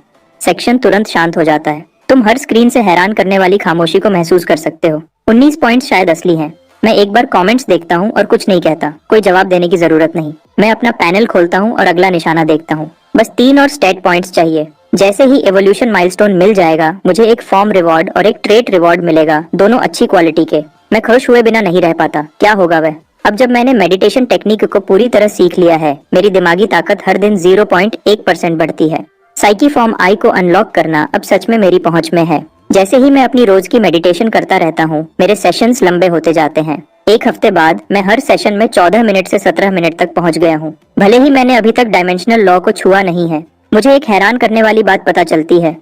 एकेडमी के फोकस सीरम के बिना मैं बिल्कुल भी मेडिटेटिव स्टेट में नहीं जा सकता। तो मैं प्रोफेसर जो को ढूंढने जाता हूँ। मैं पूछता हूँ कि क्या वह मेरी उम्र देखकर मुझे थोड़ी छूट दे सकते हैं और कुछ एक्स्ट्रा बॉटल्स दे सकते हैं। वह तुरंत मना कर देते हैं, लेकिन कम से कम वह मुझे पूरी तरह समझाते हैं। डायमेंशनल लॉ को छूने के लिए सिर्फ एक मजबूत दिमाग और शरीर ही नहीं, बल्कि बहुत अच्छी किस्मत भी चाहिए। सिर्फ वह खास लोग जिनकी शारीरिक और दिमागी ताकत इंसानी शरीर की जेनेटिक सीलिंग तक पहुंचती है, वह ही इसे करने के लायक होते हैं। कुछ लोगों के लिए एक सेशन ही काफी होता है अगर किस्मत उनके साथ हो। दूसरों के लिए 100 एक्स्ट्रा बॉटल्स फोकस सीरम भी कोई फर्क नहीं डालेंगी। क्योंकि मैं जल्दी ही डायमेंशनल लॉ को छूने वाला नहीं हूँ, मैं अपनी स्टैट्स बढ़ाने के लिए मेडिटेशन करता रहूंगा। और प्रोफेसर जो ने जो बताया है उसके हिसाब से एलीट टियर के लिए शारीरिक स्टैंडर्ड मेरे अगले एवोल्यूशन टारगेट से मिलता जुलता लगता है। डिनर के बाद मैं हमेशा की तरह ट्रेनिंग हॉल जाता हूँ। जैसे ही मैं अंदर जाता हूँ, मुझे एक लड़का दिखता है जिसके बिल्कुल बाल नहीं है। उसका सर बिल्कुल उबले हुए अंडे जैसा लगता है। इधर उधर पूछने के बाद मुझे पता चलता है कि वह लीडर बोर्ड वाला वन पंच है। अभी एग हेड 100 किलोग्राम पर बेंच प्रेसेस कर रहा है। वह लगभग 6 या 7 साल का लगता है, लेकिन उसकी मांसपेशियों की बनावट कमाल की है। उसके कंधे और बाजुओं में पहले ही स्ट्राइएशंस दिख रहे हैं। मैं अपनी स्क्वाट रूटीन शुरू करता हूँ। बीस्ट मोड चालू किए बिना मैं 90 किलोग्राम स्क्वाट कर सकता हूँ। जब मैं अपनी वर्कआउट में पूरी तरह लगा होता हूँ तो पीछे से एक आवाज आती है। ये थोड़ा शर्म की बात है, सच में। मैं अपनी आवाज धीमी रखने की कोशिश करता हूँ। मुड़ता हूँ, यह एग हेड है। शर्म की बात से तुम्हारा क्या मतलब है? मैं पूरी तरह समझ नहीं पाया। शर्म की बात है कि तुम्हारे पास अवेकनिंग ट्रेट नहीं है। तुम जानते हो कि एकेडमी में बहुत सारे बच्चे अवेकनिंग ट्रेट के साथ पैदा होते हैं। बिना ज्यादा मेहनत के वह ए रैंक तक, यहाँ तक कि एस रैंक भी पा सकते हैं। तुम्हारे पास हाई पोटेंशियल पॉइंट्स हैं और अच्छा अनुशासन है, लेकिन अवेकनिंग ट्रेट के बिना एक्सपर्ट्स शायद ध्यान नहीं देंगे। तुम ए रैंक पर ही अटके रह सकते हो। मैं बहस नहीं करता, इसके बजाय मैं मुस्कुराता हूँ और पूछता हूँ, तुम्हारा क्या? तुम्हारे पास अवेकनिंग ट्रेट है और एक मजबूत इरादा है। श्रिंक अचीवेटिंग एकेडमी की हद है, मेरी नहीं। मैं समझ नहीं पाता कि वह क्या कहना चाहता है, तो मैं पूछता हूँ, तो तुम मुझे यह सब क्यों बता रहे हो? वह मेरी आंखों में सीधा देखता है, पूरी तरह गंभीर। अगर एकेडमी तुम्हें एस रैंक नहीं देती तो मेरे साथ काम करना। मैं तुम्हें एस रैंक जैसा बर्ताव दूंगा। 6 या 7 साल का और पहले ही चेले बना रहा है और एकेडमी से लोगों को चुरा रहा है। मैं उसे सीधे मना नहीं करता। इसके बजाय मैं खड़ा होता हूँ और बार पर प्लेट्स लगाना शुरू करता हूँ। एक के बाद एक प्लेट लगती जाती है और वजन तेजी से बढ़ता है। 90 kilogram, 110 kilogram, 130 kilogram, 150 kilogram, 80 kilogram. Egg head का शांत चेहरा गायब हो जाता है। उसकी आंखें हैरानी से भर जाती हैं। सारी प्लेट्स लगाने के बाद मैं उसे मुस्कुराता हूँ। वैसे एस रैंक मेरी हद भी नहीं है। 150 किलोग्राम का बारबेल अपने कंधों पर उठाता हूँ। 3 साफ टेक्स्ट बुक स्क्वाट्स। मैं बार को एक भारी आवाज के साथ वापस रखता हूँ। कमरे में सब हैरान हैं।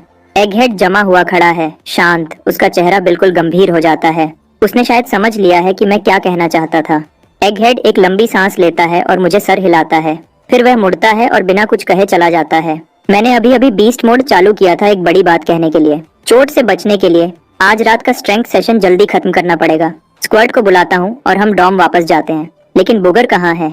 इसी पल एक दूसरे ट्रेनिंग रूम में बुगर पुलअप बार पर है। बड़े बड़े गोल घूम रहा है, पूरे 307 चक्कर। कुछ झूलों के बाद वह नीचे आता है और हैरान करने वाली मात्रा में नाक की गंदगी उसके चेहरे से उड़ती है। वह उस अनजान चीज को अपने चेहरे से सीधा अपने मुंह में डाल लेता है और एक संतुष्ट चेहरे के साथ वह धीरे से कहता है, मुझे पक्का लगता है कि मैं अभी और मजबूत हो गया हूँ। थोड़ी देर में एक नया हफ्ता शुरू होता है। दूसरे हफ्ते का ज्यादातर प्रोग्राम विल्डरनेस सर्वाइवल पर ध्यान देता है। मैं आउटडोर एक्सप्लोरेशन ट्रेनिंग जल्दी सीख लेता हूँ और कुछ अच्छे हुनर हासिल करता हूँ। लेकिन इतना सब करने के बाद भी एक्सप्लोरर क्लास पैनल अभी तक अनलॉक नहीं हुआ है। चाहे कुछ भी हो, मुझे पहले साइकी फॉर्मा एवोल्यूशन माइलस्टोन को पक्का करना है। बाकी सब इंतजार कर सकता है। और बस ऐसे ही सब कुछ ठीक हो जाता है। मेरा प्यूरिफिकेशन गेज फिर से भर जाता है और मुझे 2 और स्टैट पॉइंट्स मिलते हैं। मैं दोनों को सीधा मेंटल स्टैट्स में डाल देता हूँ।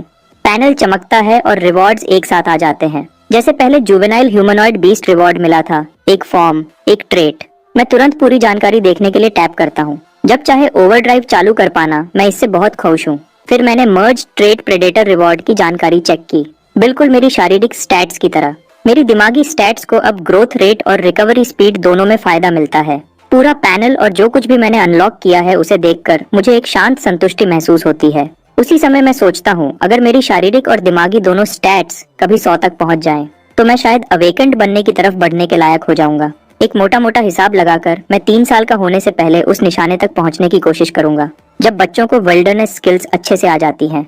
वेल के बारे में लेसन्स भी शुरू हो जाते हैं। अगले दिन मैं एकेडमी से मिला हुआ सामान पैक करता हूँ, पंपकिन को साथ लेता हूँ और एकेडमी बस में बैठ जाता हूँ। एक ऐसे डिवाइस से गुजरने के बाद जो स्पेस और टाइम के बीच एक पोर्टल जैसा लगता है। मुझे नीला आसमान, सफेद बादल, अलग अलग साइज के 3 सूरज, तेज हवाएं और पूरी तरह से बैंगनी घास मिली। हम अब एक बड़े खुले मैदान के बीच में खड़े हैं। प्रोफेसर जो सबको बताने के लिए बोलते हैं, याद रखो तुम्हारा मिशन यहाँ 1 महीने तक जिंदा रहना है। कीमती चीजें ढूंढो और उन्हें शुरुआती जगह पर वापस लाओ। अगर तुम्हें कोई गहरी चोट लगती है या तुम्हारी जान को खतरा होता है, हम तुम्हें बाहर निकाल लेंगे, लेकिन वह मिशन की नाकामी मानी जाएगी। यहाँ से तुम अपनी मर्जी से कहीं भी जा सकते हो। टीम बनाओ, अकेले जाओ, साथ काम करो या मुकाबला करो, यह सब तुम पर है। जैसे ही वह खत्म करते हैं, बच्चे हर दिशा में बिखर जाते हैं। 30.3 की शारीरिक ताकत के साथ मेरे छोटे पैर मुझे हैरान करने वाली तेजी से ले जाते हैं। पंपकिन आगे आगे चलती है जब हम आगे के पेड़ों की तरफ बढ़ते हैं। हे रुको, मेरा इंतजार करो, चलो भी। आधे रास्ते में मुझे पीछे से एक जानी पहचानी आवाज सुनाई देती है। पिछले कुछ दिनों की विल्डरनेस ट्रेनिंग में मैं ओवरड्राइव और मिरर मोड को एक साथ यूज कर रहा हूँ। मेरी स्किल प्रोग्रेशन बहुत तेज रही है, जिससे मैं क्लास में सबसे ऊपर पहुंच गया हूँ। स्क्वाट दूसरी तरफ थोड़ा अनाड़ी है, उसके लिए बहुत सारे प्रैक्टिकल काम मुश्किल हैं। तो जैसे ही हम रेमनेंट में घुसे, उसने फैसला कर लिया कि वह किसी मजबूत इंसान से चिपक जाएगा। और हाँ, वह आ रहा है। उसके चेहरे पर बेशर्म मुस्कान है, पकड़ने के लिए दौड़ता हुआ। हम मुश्किल से आधा मिनट पेड़ों की तरफ दौड़ रहे होते हैं जब स्क्वाट अचानक हाँफता है। पंपकिन अचानक की चीख पर चौंक जाती है। मुझे भी लगता है कि कुछ गलत है और मैं घूम जाता हूँ। क्या हुआ? स्क्वाट अपना टैबलेट निकालता है और उस पर टैप करता है। उसका चेहरा उतर जाता है। यहाँ कोई सिग्नल नहीं है। मेरा एक रैंक्ड मैच था। हम विल्डरनेस मिशन पर हैं और तुम गेम्स के बारे में सोच रहे हो। पंपकिन भी मुड़ती है। एक इंसान और एक बिल्ली दोनों स्क्वाट को उसी चिड़चिड़ाहट भरी नजर से घूरते हैं। वह आखिरकार थोड़ा शर्मिंदा लगता है और चुपचाप टैबलेट को वापस अपने बैग में डाल लेता है। अचानक मैं सोचने लगता हूँ कि क्या यह टीममेट फायदे से ज्यादा नुकसान वाला है। शायद हमें अलग हो जाना चाहिए। मैं सिर्फ 1 साल का हूँ, मैं तुम्हें धीमा नहीं करना चाहूंगा। स्क्वाड घबरा जाता है। मुझे मत छोड़ो, मैं सच में मदद कर सकता हूँ। मैं मछली पकड़ने में बहुत अच्छा हूँ। मेरा बेटिंग मेथड सबसे अलग है। बेटिंग का क्या मतलब है? मैं नाजान होने का नाटक करते हुए पूछता हूँ। तुम पानी में कुछ बेट फैला देते हो और मछलियां तुम्हारे पास आ जाती हैं। मेरा बेट सबसे अच्छा काम करता है, इससे मेरा ध्यान जाता है। ठीक है, बताओ तुम्हारा बेट क्या है? स्क्वाड मुस्कुराता है। मैं बस पानी में पेशाब करता हूँ और मछलियां बिल्कुल पागल हो जाती हैं। मुझे अपने अंदर कुछ बदलता हुआ महसूस होता है। पक्का नहीं कि यह अच्छा बदलाव है। मैं एक बार फिर धीरे से कोशिश करता हूँ। देखो, मैं सिर्फ 1 साल का हूँ। मैं तुम्हें सच में पीछे करूंगा। हम बस अच्छे मैच नहीं है। नहीं नहीं नहीं, स्क्वाड जल्दी से जोड़ता है। मैं अपना स्पिरिट बीस्ट हंटिंग डॉग भी लाया हूँ, वह पक्का काम आएगा। उस पर मैंने देखा कि एक छोटा गोल्डन रिट्रीवर थोड़ी दूरी से हमारे पीछे आ रहा है। जबान बाहर निकली हुई, हाँफते हुए चल रहा है। ये एक वाटर हंटिंग डॉग है, पानी में बहुत तेज। और मेरे भाई ने कहा था कि रेमनेंट एकेडमी सेटअप में खतरे का लेवल बहुत कम है। लड़ाई के बारे में ज्यादा चिंता करने की जरूरत नहीं। तुम्हारा भाई यहाँ आया है? वह पिछले साल आया था। उसे A रैंक भी मिला था। मैं सर हिलाता हूँ, यह देखते हुए कि स्क्वाड के पास इस जगह के बारे में काम की जानकारी है। मैं आखिरकार उसे साथ आने की इजाजत देता हूँ। यह बात पक्की होने के बाद हम दोनों साथ में जंगल की तरफ बढ़ते हैं। हम मुश्किल से पेड़ों के अंदर घुसे होते हैं जब आगे पंपकिन एक तेज चीख मारती है। एक चेतावनी। एक छोटा जंगली सुअर बैंगनी ग्रे रंग का झाड़ियों से बाहर निकलता है, नजर देखता है और भाग जाता है। स्क्वाड तुरंत चिल्लाता है, वह सुअर खतरनाक है, हमें उसे पकड़ना होगा। स्क्वाड और गोल्डन रिट्रीवर हमारे बगल को कवर करते हैं, कहीं और सुअर छुपे न हो। फिर मैं अपनी चाकू निकालता हूँ और पंपकिन के पीछे भागता हूँ। कुछ वार और सुअर गिर जाता है। स्क्वाड गिरे हुए सुअर को देखता है और चैन की सांस लेता है। मेरे भाई ने मुझे इन चीजों के बारे में चेताया था। बहुत चालाक होते हैं, छुपकर हमला करना पसंद करते हैं। वह तब तक इंतजार करते हैं जब तक तुम नीचे लेटे हुए सो न जाओ। अगर तुम्हारे पैर सोते वक्त अलग हों तो वह सीधा उनके बीच से हमला करता है। मैं मुंह बनाए बिना नहीं रह पाता। यह सुनते ही मैं खुद ब खुद तन जाता हूँ। तुम्हारी बहन, रुको, तुम्हारा भाई, वह अब ठीक है ना? हाँ ठीक है शायद। वह पहले मुझसे निशानेबाजी में मुकाबला करता था, अब नहीं करता। इन चीजों से निपटने के लिए कोई टिप्स? बस याद रखना कि सोते वक्त अपने पैर साथ रखना। स्क्वाट और मैं नदी के पास एक ढलान पर जगह ढूंढते हैं, पीठ एक बड़े पेड़ की तरफ करके। हम एक शेल्टर बनाना शुरू करते हैं। साथ मिलकर हम एक आम लकड़ी का ढांचा खड़ा करते हैं। ये थोड़ा हवादार है, लेकिन एक रात के लिए काफी है। मैं अपने चाकू से सुअर पर काम शुरू करता हूँ। उसकी खाल उतारता हूँ, खून निकालता हूँ और उसे काटता हूँ। मैं बर्तन लगाता हूँ, उसे उबालता हूँ और थोड़ा नमक डालता हूँ। थोड़ी देर में गोश्त का पूरा बर्तन शोरबा समेत हम दोनों के पेट में चला जाता है। गोल्डन रिट्रीवर को भी एक अच्छा टुकड़ा मिलता है। पंपकिन कुछ छोटे जीव पकड़ती है जो खेत के चूहे जैसे लगते हैं और अपना इंतजाम करती है। हम बचा हुआ गोश्त एक पेड़ पर ऊंचा बांध देते हैं ताकि वह सूख जाए। वह मुझे 2 या 3 दिन तक चलेगा, कोई शक नहीं। जैसे ही आसमान अंधेरा होता है, हम आग के पास शेल्टर के दरवाजे के पास लेट जाते हैं। हम बारी बारी से पंपकिन और गोल्डन रिट्रीवर को पहरे पर रखते हैं। स्क्वाट और मैं दोनों थोड़ी देर में सो जाते हैं। रात के बीच में मेरा चेहरा खुजलाने लगता है। मैं अपनी आंखें खोलता हूँ और देखता हूँ कि पंपकिन मेरा चेहरा चाट रही है। मैं तुरंत समझ जाता हूँ कोई हमारा गोश्त चुरा रहा है। गोल्डन रिट्रीवर ने भी देख लिया है। वह स्क्वाट को जगाने के लिए दौड़ता है। मैं खामोशी का इशारा करता हूँ, मैं खामोशी का इशारा करता हूँ, मैं खामोशी का इशारा करता हूँ। धीरे से स्क्वाट को जगाता हूँ और उसे सब बताता हूँ। हम चारों, 2 बच्चे, एक बिल्ली, एक कुत्ता, चुपचाप शेल्टर से बाहर निकलते हैं। हम उस पेड़ की तरफ बढ़ते हैं जहाँ गोश्त लटका हुआ है। मुझे बस कुछ दिखता है जो पेड़ पर चढ़ रहा है, पहले ही गोश्त के पास। स्क्वाट एक पत्थर पकड़ता है फेंकने के लिए। मुझे कुछ ठीक नहीं लग रहा। मैं उसे रोकता हूँ। मैं अपनी फ्लैशलाइट जलाता हूँ और उसे पेड़ पर ऊपर करता हूँ। एक छोटी लड़की वहाँ ऊपर है। वह डाली से बिल्कुल चिपकी हुई है, बिना कोई आवाज किए। फ्लैशलाइट की रोशनी उस पर पड़ती है। वह अकड़ जाती है, फिर धीरे से नीचे देखती है। वह अजीब और अदब भरी मुस्कान देती है। कहती है, तुमने मुझे पकड़ लिया। शेल्टर के दरवाजे के बाहर स्क्वर्ट उस लड़की को घूरता है जिसने अभी हमारा गोश्त चुराने की कोशिश की थी। उसने पहले भागने की कोशिश की थी। स्क्वर्ट उसे पकड़ने की कोशिश में गिर गया था, लेकिन आखिर में उसे पकड़ लिया। बोलना शुरू करो, तुम हमारा गोश्त क्यों चुरा रही थी? लड़की मुस्कुराती रहती है। स्क्वर्ट का गुस्सा बढ़ता है, क्योंकि मेरे पास खाने को कुछ नहीं था। वह शर्मिंदा होकर अपना सर झुका लेती है। उसकी सीधी बात सुनकर स्क्वर्ट उसे चुपचाप देखता रह जाता है। आग की रोशनी में मैं उसे साफ देखता हूँ और पहचान जाता हूँ, यह मौत है और वह कमजोर नहीं है। उसका हर दिन का एवरेज स्कोर हमेशा टॉप 5 में रहता है। तुम्हारी आज रात की हरकत ने हमारी नींद खराब की और हमारी फ्लैशलाइट की बैटरी भी खर्च की। मैं शांति से नुकसान बताता हूँ। मौत सर हिलाती है और अपने दोनों हाथ आगे करती है, हथेलियां ऊपर। वह अपनी आंखें बंद करती है, कहती है, मारो मुझे। हम तुम्हें क्यों मारेंगे? स्क्वर्ट थक कर कहता है, जब तुम चोरी करते हो और पकड़े जाते हो तो मार पड़ती है। क्या सबको ये नहीं पता? हम तुम्हें मारेंगे नहीं, लेकिन तुम पर हमारे नुकसान का कर्ज है। अगर तुम्हें कोई कीमती चीज मिली है तो वह चलेगी, अगर नहीं तो वह घास का बना हुआ जो तुमने पहना है वह दे दो। मौत अपनी घास की बुनी हुई चीज को थोड़ा और कसकर पकड़ लेती है, लेकिन उसके पास सच में कोई कीमती चीज नहीं है। क्या जानकारी पेमेंट में चलेगी? मैं सर हिलाता हूँ। सुनो, मौत अपना दिन बताना शुरू करती है। जब सब अलग हो गए थे, वह अकेली घने जंगल में चली गई और अंदर जाने के बाद उसे घने जंगल में एक गुफा मिली। लेकिन जैसे ही वह अंदर गई, उस पर रेजर क्लॉज के झुंड ने हमला कर दिया। उनके दांत और पंजे बहुत तेज थे, वह बहुत जोर से मारते हैं। उसका सारा सामान खो गया और वह घाटी से भाग गई। जगह से अनजान होने की वजह से वह लगभग पकड़ी गई थी। मुश्किल वक्त में एक बहुत बड़ा आदमी, लगभग 2 मीटर लंबा, घाटी की गहराइयों में थोड़ी देर के लिए दिखा और फिर गायब हो गया। उसके साथ एक गहरी गरजने वाली आवाज भी आई। रेजर क्लॉज ने वह आवाज सुनी और उसका पीछा करना छोड़ दिया। दुम दबाकर भाग गए। घाटी से बाहर निकलने के बाद उसके पास शिकार करने की कोई ताकत नहीं बची थी। तभी उसने पेड़ पर लटका हुआ सुअर का गोश्त देखा तो उसने रात होने का इंतजार किया और अपना काम किया। मौत की बात सुनने के बाद और स्क्वर्ट ने जो खतरे के लेवल के बारे में बताया था, उसे मिलाकर मुझे लगता है कि थोड़ा और उसके बारे में बताना अच्छा होगा। वह 2 मीटर लंबा आदमी शायद कोई मामूली चीज नहीं है। जैसे ही मैं सोच रहा था कि मौत की कहानी कैसे चेक करूं, स्क्वर्ट बिल्कुल सीधे मुंह से कहता है, मुझे पता है कि वह झूठ बोल रही है या नहीं। वह मौत के पास जाता है। पूरी कहानी फिर से सुनाओ, लेकिन उल्टा।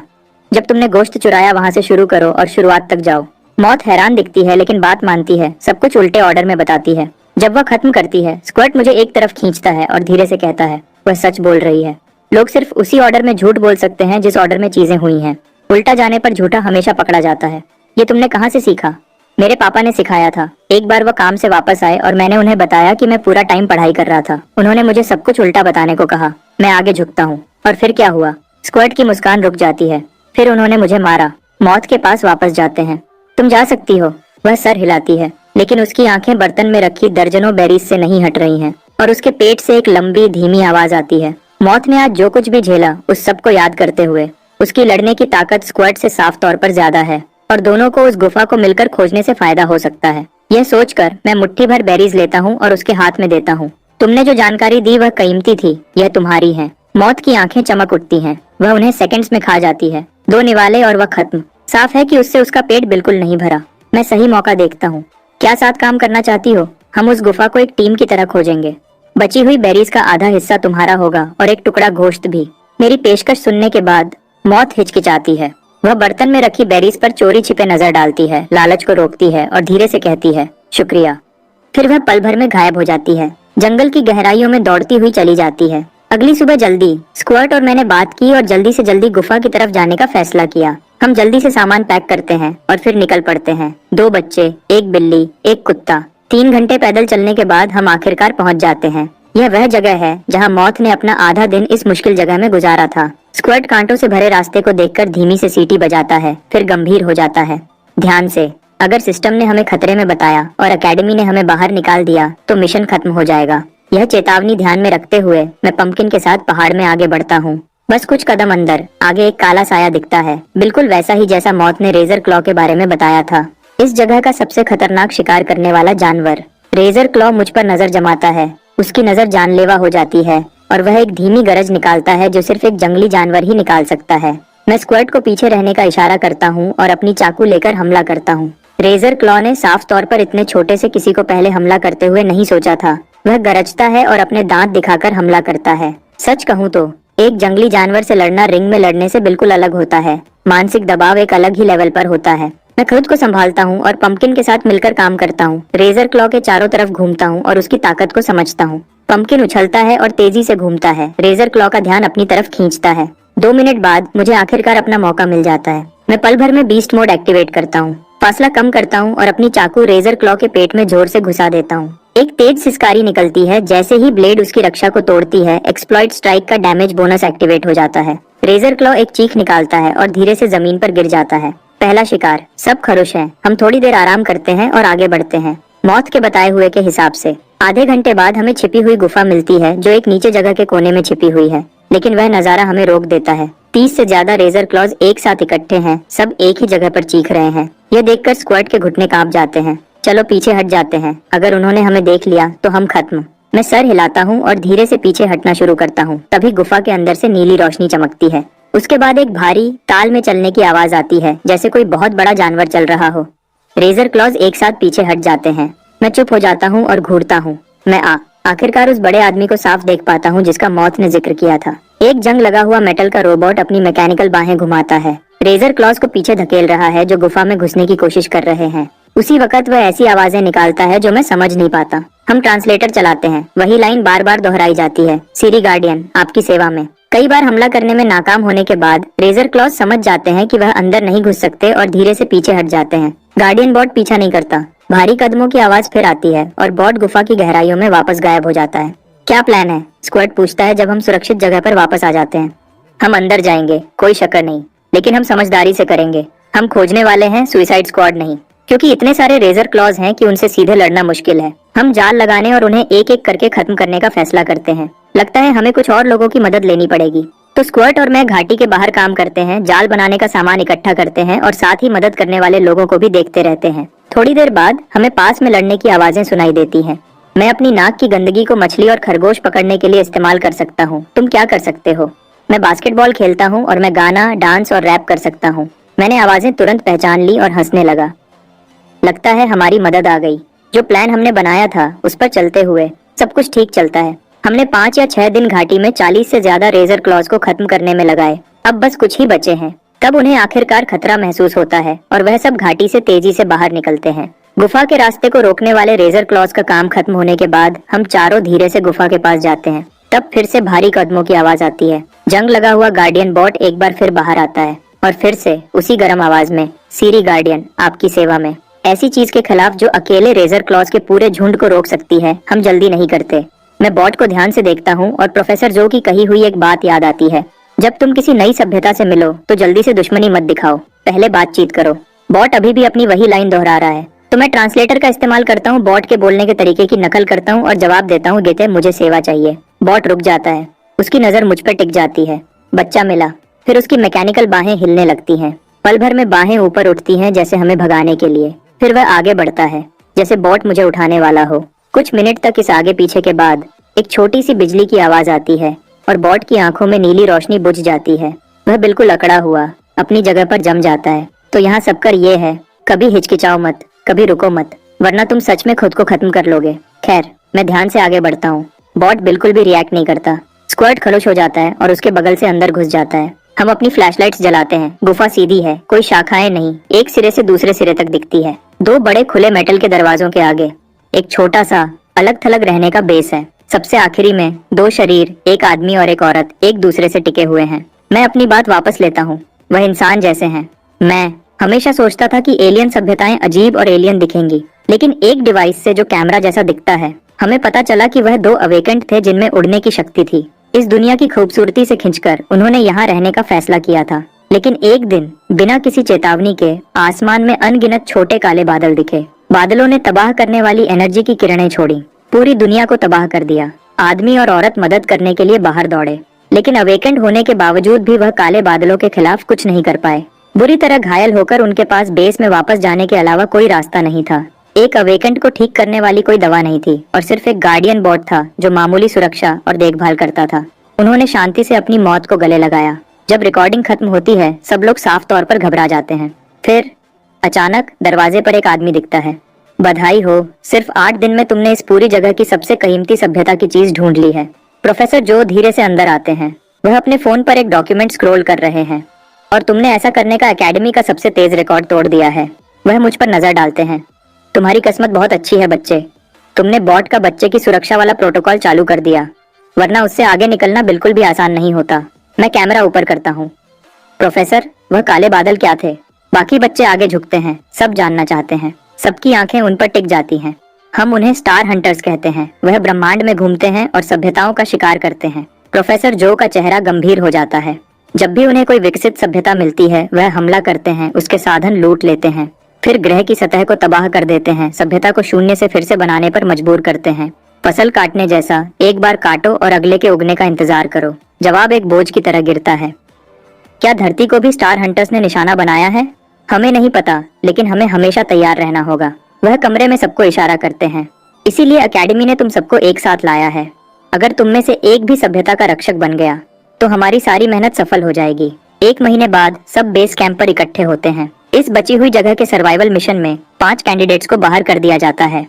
मेरा स्कोर सबसे ज्यादा है, मेरी रैंकिंग एकेडमी के टॉप 10 में आ गई है। लेकिन सबसे बड़ी हैरानी की बात यह है कि मेरी घड़ी ने एक्सप्लोरर स्टोर खोल दिया है। हर तरह का सामान खरीदने के लिए मिल रहा है। जैसे ही मैंने अपना प्रोफाइल रजिस्टर किया, मेरे पैनल में अपने आप एक नोटिफिकेशन आ गया। 1 सेकंड भी बिना सोचे मैंने उस एक्सप्लोरर क्लास को अनलॉक करने के लिए टैप किया, जिसका मैं इंतजार कर रहा था। कुछ दिन बाद एगहेड अलविदा कहने आता है। वह सिलेक्शन में पास हो गया है। वह एकेडमी का इतिहास में 27वां एस रैंक टैलेंट बन गया है। वह मुझे ढूंढ लेता है और मुझे एक नेम कार्ड देता है। इस बार यह एक इनविटेशन है, कोई नौकरी का ऑफर नहीं। मैंने पहले तुम्हें कम समझा था, बिना किसी अवेकनिंग ट्रेड के भी तुम एस रैंक के पूरे लायक हो। उसकी माफी सच्ची थी। जब भी तुम्हें मौका मिले, तुम मेरी फैमिली की कंपनी में आ सकते हो। मैं कार्ड लेता हूँ और सर हिलाता हूँ। एगहेड के जाने के बाद मेरी रैंकिंग अपने आप 9वें पर आ जाती है। कुछ दिन बाद मौत अलविदा कहने आती है। वह मुझे शुक्रिया कहती है। उसकी रेमनेंट एक्सप्लोरेशन की शुरुआत मुश्किल थी, लेकिन उसने अच्छे नंबर हासिल किए और इसका कुछ क्रेडिट मुझे भी जाता है। उसे आखिर में ए रैंक मिला। मौत के जाने के बाद मेरी रैंकिंग 6ठे पर पहुंच जाती है। अब तक 1 साल के प्रोडिजी की कहानी पूरी एकेडमी में फैल चुकी थी। खास गुप्तता के इंतजाम किए गए हैं। उसके बाद से मैं लगभग पूरा अकेला ही पढ़ता और ट्रेनिंग करता हूँ। प्रोफेसर जो को देखते हुए वह हमेशा सब कुछ जानते हुए लगते हैं।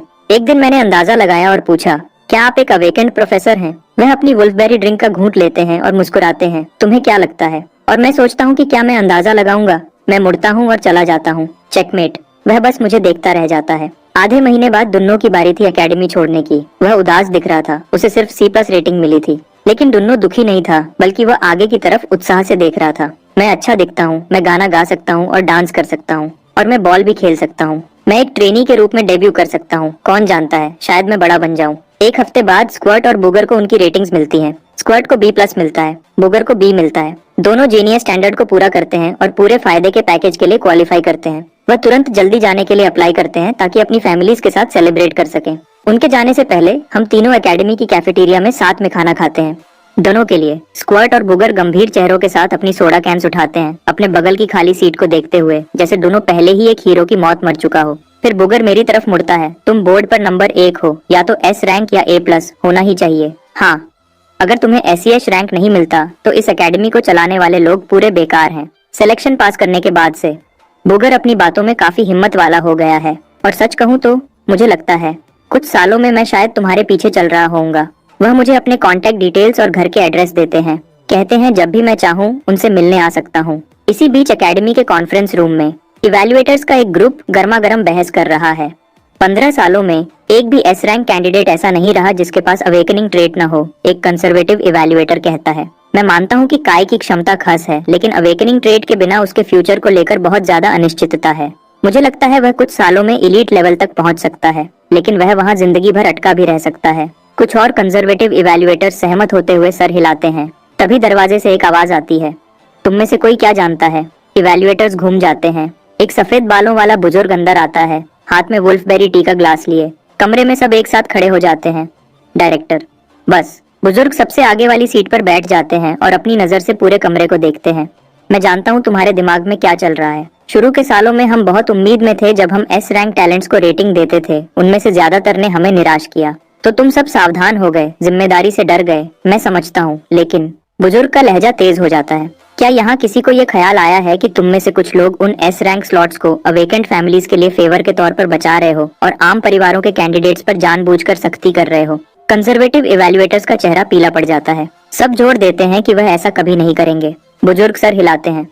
अच्छा, तो वापस रेटिंग पर आते हैं। एस रैंक का स्टैंडर्ड सिर्फ आम अवेकेंड बनाना नहीं है, हमें सबसे बेहतरीन वेल एक्सप्लोरर्स चाहिए, सभ्यता के आखिरी रखवाले। ये क्षमता मैंने 1 साल के बच्चे में देखी है। तुम्हें लगता है उसमें नामंजूर खतरा है? मैं 10 गुना ज्यादा खतरा उठाना पसंद करूंगा इस एक मौके को छोड़ने के बजाय। एक स्टाफ मेंबर वोट शुरू करने का इशारा करता है। कैंडिडेट काई को प्रोजेक्ट एपेक्स के नियम के तहत जांचा गया है। प्रस्तावित रेटिंग एस रैंक। कौन कौन सहमत है? बुजुर्ग का हाथ सबसे पहले ऊपर जाता है। टेबल के दूसरे छोर पर बैठी डॉक्टर वेंडी भी अपना हाथ उठाती है। जब सीनियर लीडर खतरा उठाने को तैयार थे, ज्यादातर इवैल्यूएटर्स उनका पीछा करते हैं और अपने हाथ उठाते हैं। उसी पल लेटेस्ट रेटिंग का नतीजा कॉन्फ्रेंस रूम से बाहर निकलता है। एक नया मुकाम, जोंगजो के प्रोजेक्ट एपेक्स के इतिहास में 28वां एस रैंक ऑफिशियली रिकॉर्ड हो गया है। जब डॉक्टर वेंडी मुझे बताती हैं कि मुझे एस रैंक मिला है तो मैं हैरान नहीं होता, लेकिन मिया बहुत खुश है। पिछले कुछ हफ्ते में वह दूसरे पेरेंट्स से बात कर रही थी और उसने जाना कि रैंक्ड टीयर्स के बीच कितना बड़ा फर्क है। अब उसके बेटे को सबसे ऊंचा एस रैंक मिला है। उसे राष्ट्रीय खजाना कहना कोई बड़ी बात नहीं होगी। अब जब मुझे एस रैंक मिल गया है और मैंने अपने बनाए हुए गोल्स पूरे कर लिए हैं, घर जाने का समय हो गया है। डॉक्टर वेंडी मेरी घड़ी पर कुछ कैरेक्टर्स भेजती हैं। जोंगजो प्रोडिजी प्रोटेक्शन एक्ट अब तुम्हारे लिए लागू हो गया है। जो मैंने अभी तुम्हारी घड़ी पर भेजा है वह तुम्हारी सेफ्टी आईडी है। अगर तुम किसी मुश्किल में पड़ते हो तो वह आईडी लोकल अथॉरिटीज को दे देना और तुम्हें सबसे तेज मदद मिलेगी। और अवेकन भी तुम्हारी पूरे दिन और रात करीब से देखभाल के लिए लगाए जाएंगे। मैं बार बार सर हिलाता हूँ, ये बहुत अच्छा है, बहुत तसल्ली देने वाला है। डॉक्टर वेंडी, वह 10 मिलियन का डेवलपमेंट ग्रांट कब मिलेगा? फिक्र मत करो, जो तुम्हारा है वह कोई नहीं ले सकता। वह मिया को एक फाइनेंशियल डॉक्यूमेंट देती है। डेवलपमेंट ग्रांट ज्यादातर रीइंबर्समेंट पर बेस्ड है। ये तुम्हारे स्टोर अकाउंट में आ जाएगा, बस खर्च करते वक्त सही रिसीप्ट्स लेना मत भूलना। ग्रांट कंफर्म हो गया है, प्रोडिजी प्रोटेक्शन एक्ट एक्टिव है और अब बस एक चीज बची है। डॉक्टर वेंडी, क्या कोई अवेकेंड मेरा मेंटर बनेगा? क्या यह डिसाइड हो गया है? मैं पूछता हूँ, अपनी उत्सुकता मुश्किल से छुपाते हुए।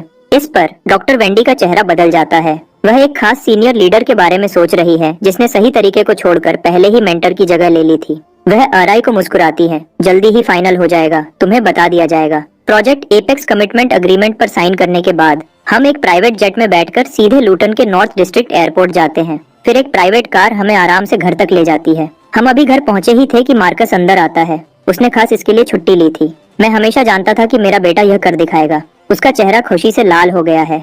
वह सेलिब्रेशन के लिए स्पार्कलिंग ड्रिंक्स का पूरा केस ऑर्डर करता है। 5 बजे के आसपास वह कोको को स्कूल से लेने जाता है। थोड़ी देर में सामने का दरवाजा खुलता है। कोको स्कूल यूनिफॉर्म में मिट्टी से भरी हुई उछलती हुई आती है। छोटे भाई, क्या तुम्हें प्यास लगी है? कोको फ्रिज से स्पार्कलिंग वाटर का एक कैन निकालती है और उसे दोनों हाथों से मुझे देती है। क्या तुम्हें भूख लगी है? डिनर में कोको एक पूरी चिकन लेग उठाती है और मेरे बोल में रख देती है। क्या तुम थक गए हो? ट्रेनिंग के बाद कोको मेरे लिए एक टॉवल और एक ड्रिंक लाती है। वह मेरे कंधों को थोड़ा दबाती भी है। मैं अपनी आंखें आधे बंद करता हूँ और इसके हर पल का मजा लेता हूँ। इस घर में मेरा रुतबा सबसे ऊंचा हो गया है। हे, मेरी घड़ी कहाँ है?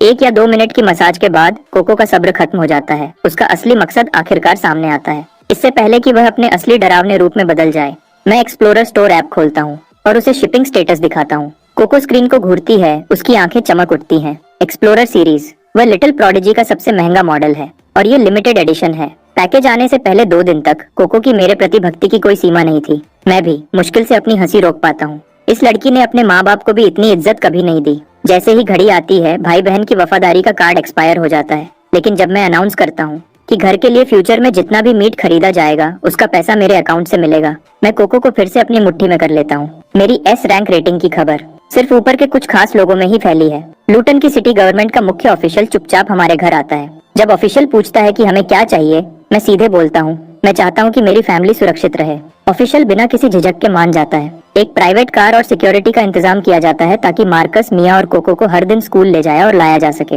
एक बड़ा अपार्टमेंट और एक सरकारी रेजिडेंशियल कॉम्पाउंड भी ऑफर किया जाता है, बिना किराए के और 20 साल रहने के बाद पूरी मालिकाना हक। मार्कस और मिया वहाँ हैरानी में खड़े हैं, आखिरकार समझ रहे हैं कि अब चीजें कितनी अलग हैं। शिफ्ट होने के दौरान मैं बस हर दिन बिना किसी छुट्टी के ट्रेनिंग करता हूँ, अपने मेंटोर के असाइनमेंट के फाइनल होने का इंतजार करते हुए। पूरा 1 महीना बीत जाता है जब आखिरकार ईमेल आता है। नाम लिखा है सीनियर प्रोफेसर जो। ये एकेडमी के वही पुराने प्रोफेसर हैं, तो वह सच में अवेकेंड नहीं है। मेरी घड़ी बजती है। छोटे, अब मैं तुम्हारा मेंटर हूँ। हैरान हो? ये नहीं सोचा था। तुम्हारे लिए एक छोटा सा गोल है, 4 साल के अंदर एलीट लेवल तक पहुँचो। अगर ऐसा करते हो तो एक बड़ा इनाम इंतजार कर रहा है, और अगर तुम नहीं करते तो मैं खुद लूटन आकर तुम्हें थप्पड़ मारूंगा। मैं थोड़ा सिकुड़ता हूँ, पता नहीं क्यों। मुझे शक नहीं है कि वह सच में ऐसा करेंगे। खुशकिस्मती से ये गोल मेरे लिए बिल्कुल भी मुश्किल नहीं है। स्कूल तब तक इंतजार कर सकता है जब तक तुम एलीट लेवल तक नहीं पहुंच जाते। ट्रेनिंग के लिए बस मेरे इंतजाम को फॉलो करना। एक मेंटर का होना सच में बोझ कम कर देता है। मैं अच्छे मूड में फोन रखता हूँ, मेंटर की खबर का इंतजार करते हुए। कोको मेरी स्पारिंग पार्टनर रही है। हर शाम हम साथ में कॉम्बैट प्रैक्टिस करते हैं। एकेडमी जाने से पहले कोको को हराने के लिए पूरी कोशिश और कुछ नए तरीके लगते थे। मुझे हर मौका ढूंढना पड़ता था ताकि साइज के फर्क को पूरा कर सकूं। वापस आने के बाद हम बराबर के थे, 50-50। कोको हैरान है, वह फिर से मुझे एलियन फ्रीक कहने लगी है। कुछ दिन बाद प्रोफेसर जो फोन करते हैं, ट्रेनिंग फैसिलिटी और तुम्हारा कोच सब तैयार है। पूरी जगह सिर्फ मेरी है। इक्विपमेंट के लिए इंतजार नहीं करना पड़ेगा। जो भी मैं ट्रेन करना चाहूँ जब भी चाहूँ। घर से आधे घंटे की दूरी पर। ये है जिंदगी। थोड़ी देर बाद प्रोफेसर जो ने जिस कोच का इंतजाम किया था वह आती है, एक जवान औरत जिसके ऊंचे पोनीटेल है। हेलो, मैं तुम्हारी पर्सनल कोच टीना हूँ। हाय कोच टीना।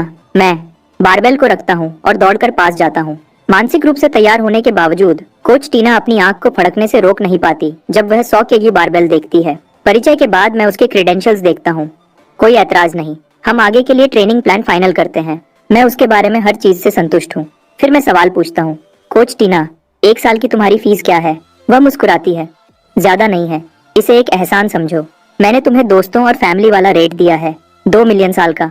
बहुत अच्छा, बहुत अच्छा, बहुत अच्छा। मैं बार बार सर हिलाता हूँ। ये पहली बार है जब मैंने सच में दोस्ती की कीमत समझी है। जब मैं सब जोड़ता हूँ, ट्रेनिंग फैसिलिटी, पर्सनल कोच, मैं पहले ही $8 मिलियन के कर्ज में हूँ। बदकिस्मती से इस पर कम ब्याज है और 18 साल का होने तक इसकी चुकौती नहीं करनी है। कम से कम ये कंट्रोल से बाहर नहीं जाएगा। इतने कर्ज के साथ मैं खुद को एक बिल्कुल न रुकने वाली ट्रेनिंग रूटीन में झोंक देता हूँ। मैं कसम खाता हूँ कि हर पैसा वापस कमाऊंगा। कोच टीना पूरी तरह प्रोफेशनल है। जो भी मैं करना चाहता हूँ वह सिखाती है।